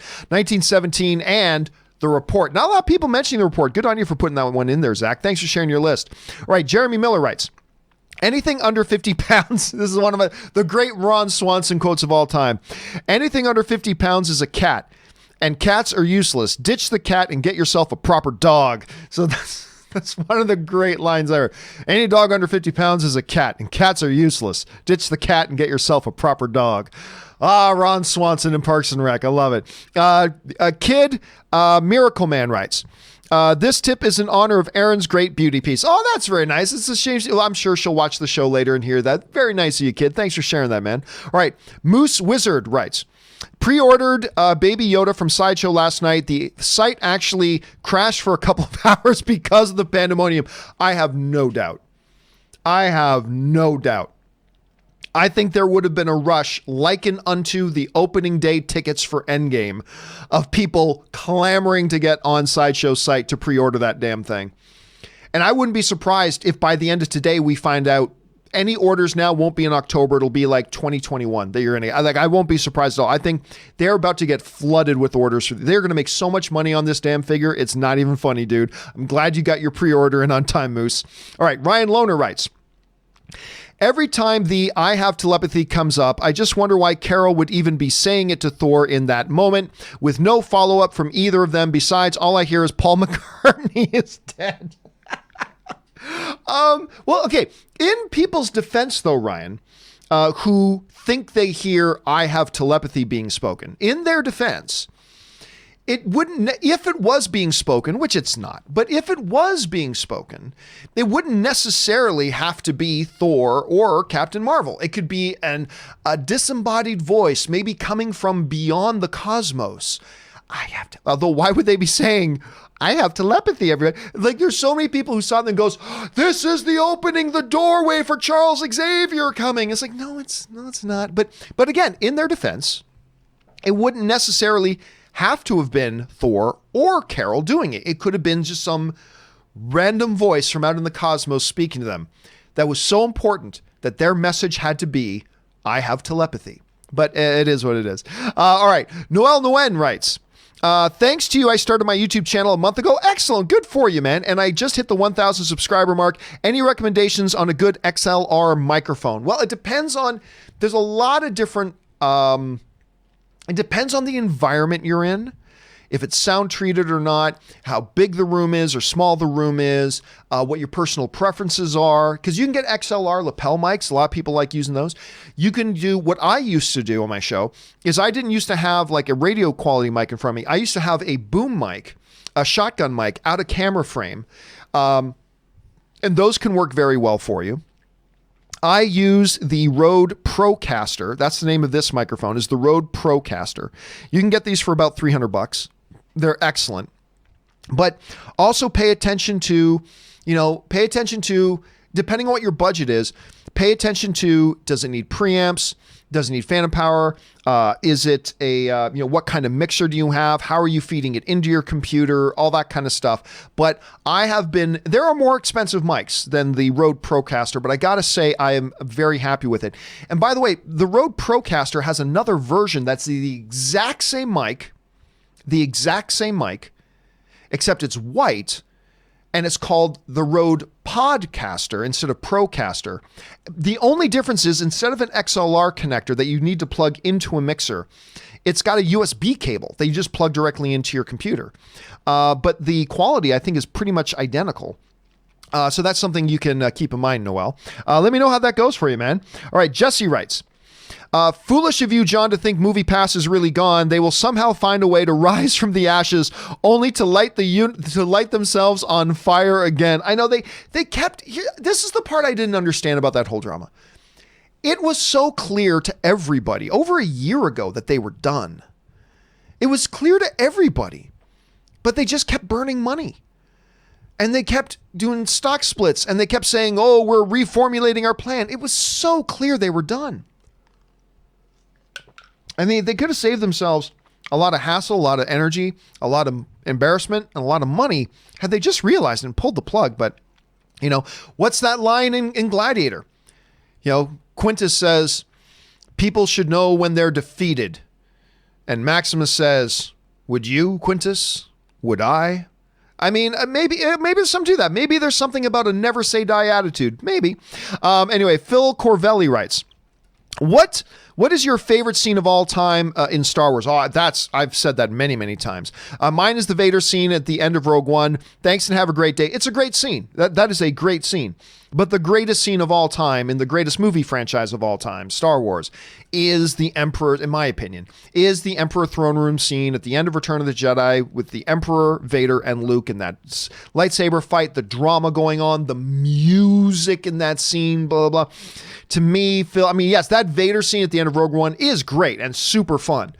And everybody cheers when it comes on. Absolutely. It's a totally top-notch scene. But it doesn't carry anywhere near the weight dramatically or narrative-wise that throne room scene in Return of the Jedi had. It is, to me, the greatest scene of the best movie of the best trilogy of all time. It's the best scene of the best movie of the best trilogy of all time, in my opinion. So that's where my vote's always going to be. But yeah, no doubt, Phil, that Vader scene in Rogue One is tremendous. All right, next up here, Matthew McCormick writes, hey, JC, Luke Evans is actually gay, in case you didn't know.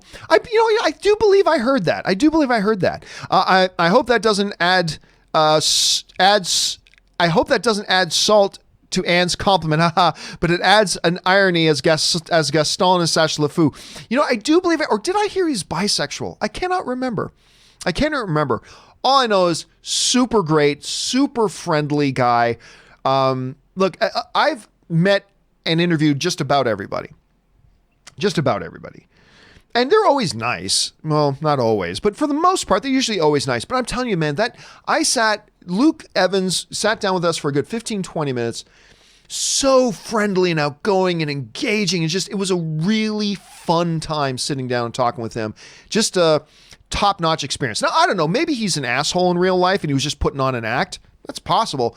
But from my limited experience with him, I don't even do press junkets anymore. But if they said, hey, John, we got a press junket with Luke Evans and we'd like you to come sit down, have a one-on-one with him for a half hour, I would take that opportunity because he was just a good, fun guy to sit down and talk to him. I mad respect for Luke Evans, and I'm a big fan of his acting as well.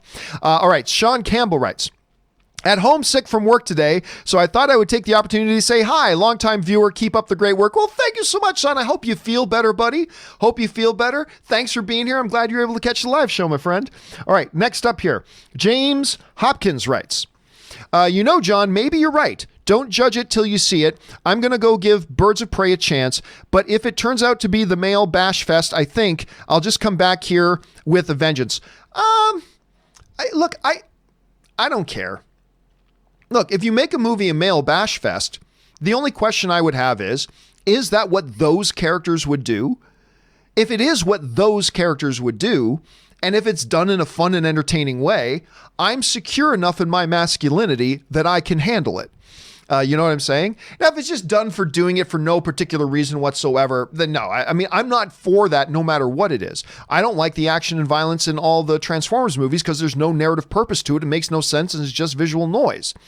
But I love good action and violence if it's done right and in the right way. So if a character like Harley Quinn, who totally would be a character that would do a lot of male bashing, but if they keep it in character and they do it right, then I have no problem with it being used in an entertainment medium because I, as a man, am secure enough in my own masculinity that doesn't threaten me.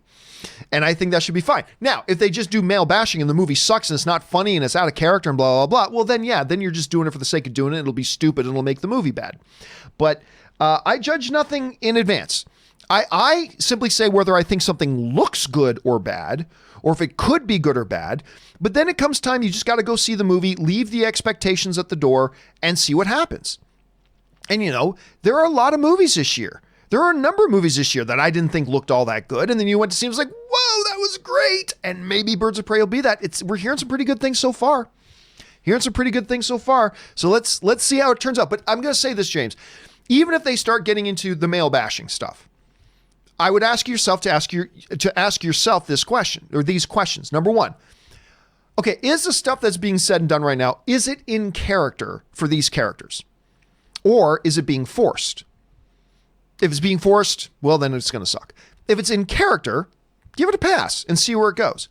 Number two, ask yourself, is it adding to the entertainment value of the movie despite the ridiculousness of it? If it is, I'd say give it a pass.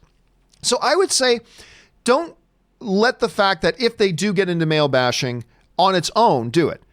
If it does it and it's in character and it's done in an entertaining way and it's not, it's not gratuitously done, then I'd say just enjoy it for what it is. But that's just me. But hey, James, you're saying you're going to give it a chance.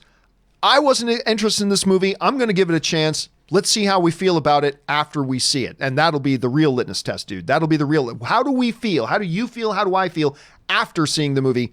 That's the big question. But I got to say, my expectations have gone up a little bit. Let's see. All right. Movie 48 just sends in a super chat to be supportive. Thank you, Movie 48. Joe Penora writes, John, what about the sword fight scene from the original Highlander? Oh, that's great too. Yeah, that one's really good. Those were iconic. Is there any movement on the Highlander reboot? Dude, they've been talking about a Highlander reboot. By the way, the original Highlander with Christopher Lambert, Sean Connery, Clancy Brown, that is the one movie on my all-time favorite top 10 list that surprises people. Like, everybody's top 10 list looks different, but all the movies on my list, like that are on my list, like whether it's Lawrence of Arabia or obviously Star Wars, Lord of the Rings, Shawshank Redemption, as you go through my list, people go, oh yeah, like even if it's not on there, you go, yeah, I could totally see that one. Yeah, I could totally see that one. It's whenever I get to the Highlander that people go, wait, what? That's on your all-time top 10 favorite movies list? Yup, it most certainly is. Let's be honest though, the choreography was not exactly top-notch choreography, but again, to your point, there was narrative purpose and there was drama attached to them. And it was just one of the reasons why it's my favorite. So that's a good one too. I'll still go with Princess Bride, but that is a really, really good example. That's a really good example, Joe. All right. Christian Baldion writes, what do you think about the rumors about George Lucas coming back to Lucasfilm? Ignore them. That's ridiculous. Matt Thornton writes, I'm so glad you've watched the Harley Quinn TV show. Your thoughts on Kaylee Kuko as Harley and Alan Tudyk as Joker? In my opinion, they can do no wrong. Well, Alan Tudyk is one of my favorite guys in Hollywood. Just simply one of my favorite guys in Hollywood. I love Alan Tudyk. By the way, him as Van Wayne in Powerless was a show that lasted one season. I actually thought it was really good and people misunderstood it. That's how I felt about it at any rate. But Alan Tudyk playing Bruce Wayne's dumb cousin, Van Wayne, was one of my favorite characters on TV while that show was on. It really was. And I love him in that. But yeah, I think the voices are great. The writing on it is crisp and wonderful. So yeah, I'm really enjoying it. And I never thought I would, but I'm really enjoying it. All right. Casey Thurman just sends in a super chat to be supportive. Thank you so much, Casey. Christian Baldion also writes, I heard that Paul Feig wants a crossover in the new Ghostbusters movie. Do you think this is possible to bring the female characters in the new movie? No. And by the way, it's another one of those situations where somebody asked him a question, he gave an answer. It's not like he held a press conference and said, I am going to go to Sony to pitch the idea of bringing my It wasn't like that. He was asked a question. It was done in a certain context, but no, I don't think that's ever going to happen. So for anybody who's afraid of that happening, rest assured, I really don't think that would ever happen. I don't think there's no need for it, and I just don't think even practically it could work. So I'm going to guess no on that. ZOMG Ruler writes, chances Deadpool or Quinn parodies the Snyder Cut. Man, it's totally something Deadpool would do. And having not seen this Harley Quinn movie, it's hard for me to tell. I'm going to guess 5% that the Harley Quinn one does, but I will guess 55% that Deadpool does. Now, let's see what happens. Interesting question. I like the questions, ZMG Ruler. Tater Tots. Chocolate and Tater Tots. Tater Tots writes, I don't think Ani Pop was saying Lake Mungo was bad because that movie has a reputation of being super creepy. Watch Chris Stuckman's review. Oh, interesting. No, again, I'm not even familiar with the film myself. So, but thank you for pointing that out. Maybe that is what they were trying to get at. Thank you for clarifying that, Tater Tots, because I might have missed what was their meaning was in that. So thank you that was very considerate of you. All right. Cody Cordy writes, what's your favorite Steve McQueen film? Mine is The Great Escape, but have not seen a Bullet. Well, I was going to say it's Bullet.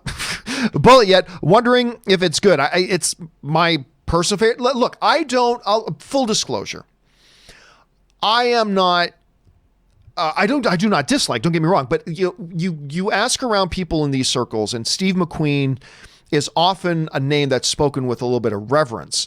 I like Steve McQueen. Don't get me wrong, I do, but it's not that, I don't know. It's just never been that top shelf iconic status for me that it is for a lot of people. And again, that's not me trashing. That's not me saying, oh, I don't like. No, not at all. Not at all. I'm just saying when the name Steve McQueen comes up with a lot of people, you almost see some people feel the need to genuflect. And I don't know. I've just never been there myself on that. That's just me. All right. Casinema Reviews writes, the list of things the twist about Rey and the Rise of Skywalker accomplished. Number one, Jack freaking squat. List of problems it causes for Rey's arcs. Too many lists. Oh, I agree. That's why the Rey twist was never a part of J.J. Abrams' plan. His plan, it's been well documented from day one, was that Rey was supposed to be nobody. That was what she was always supposed to be. That was his plan. Daisy Ridley has confirmed that multiple times that, from the first day of shooting, that's her understanding, was that her character was supposed to be nobody. That's why Rian Johnson enforced that she was nobody in their film. And that's why Colin Trevorrow's Star Wars Episode 9 was going to also reinforce that she was nobody, because that was always JJ's plan. He changed plans. And it caused so many freaking problems. Again, there are people who love that movie and love what they did, and that's fair, and I respect that. I'm just saying, for me, one of the reasons why the movie just didn't work for me personally. All right, last couple of questions here, guys. Jay Master writes, "Hey, John, I'm going to California with my parents and siblings on February 8th to 9th to visit family members. We might end up going to Disneyland and Galaxy's Edge for some green or blue milk. I'll tell you what, I really like the green and blue milk at Galaxy's Edge. I don't even really know what goes into it. And it's not the fact that, oh, it's Star Wars green milk. No, it's a delightfully tasty little drink. I really enjoy it. I highly recommend checking it out. I have still not gotten on or had a chance to ride the Rise of Resistance ride. I'm hoping to do that in the next couple of weeks. We were going to do it when Cody was down with Allie, but we realized we would never get it. We would literally be waiting in line for 12 hours, and we thought not going to do that. So one of these days in the next couple of weeks, I'm not going to have a John Campea show because Ann and I are both going to take the day off work. So on a weekday, on a work day, when there will be less people at Disneyland, we're going to go to Disneyland just so we can get on the Rise of Resistance ride. At least that's the plan. Anyway, Jay Master, enjoy your trip. I hope you have a great time. And by all means, do get some of that green and blue milk because I actually really enjoy it. I think it's really tasty. All right. Christian Baldion writes, "Do you think the success or failure of Birds of Prey movie could affect the new Suicide Squad movie? By the way, greetings from Peru." Well, thank you for writing in Peru. No, I really don't. I honestly don't think if Birds of Prey is a huge flop, I don't think it'll negatively affect Suicide Squad. I really don't. And also, I don't think if Birds of Prey is a massive blockbuster hit, I really don't think it's going to affect Suicide Squad. It's going to be seen very, very differently in a very different way. And it's going to really highlight the fact that James Gunn is directing and all that kind of stuff. I just really feel like Suicide Squad is going to stand or fall completely on its own. So we'll see. Like an impact, sure, maybe a little, but a significant impact, I really don't think so. But we'll see. All right, and final question of the day comes into us from Mike T54, who writes, "Hey, John, good morning. Good morning to you, sir. It's still morning here. It's 11:04 a.m. for me here in California. I'm East Coast time and have been up since 4 a.m., so my brain is kind of mush after work. I can imagine, dude. I don't know if it's been asked since I am just tuning in. Does the Birds of Prey early reviews give you hope?" And that was our main topic today. And I got to say yes. Now, look, I'm very cognizant of the fact that just because there are some early reactions to Birds of Prey that people are liking, that means the movie's going to be good and that means I'm going to like it. It doesn't. But in the world of, is this a good sign or a bad sign? It's clearly a good sign. I mean, it's positive. And especially when I'm seeing places like Tribune and Forbes and all this kind of stuff all coming out and saying, this movie kicks ass. That's the direct phrase. This movie kicks ass. I got to tell you, but you also got to understand my expectations have been pretty low, right? So it's not that hard to get my expectations to come up because my expectations were already pretty low. But I do got to say, Mike, that yeah, seeing all these positive reactions to it, it doesn't mean the movie's going to be good, but it does give me more excitement for it. It absolutely does. Again, I'm going to go into this movie. I'm going to leave my expectations at the door and judge it on its own merits.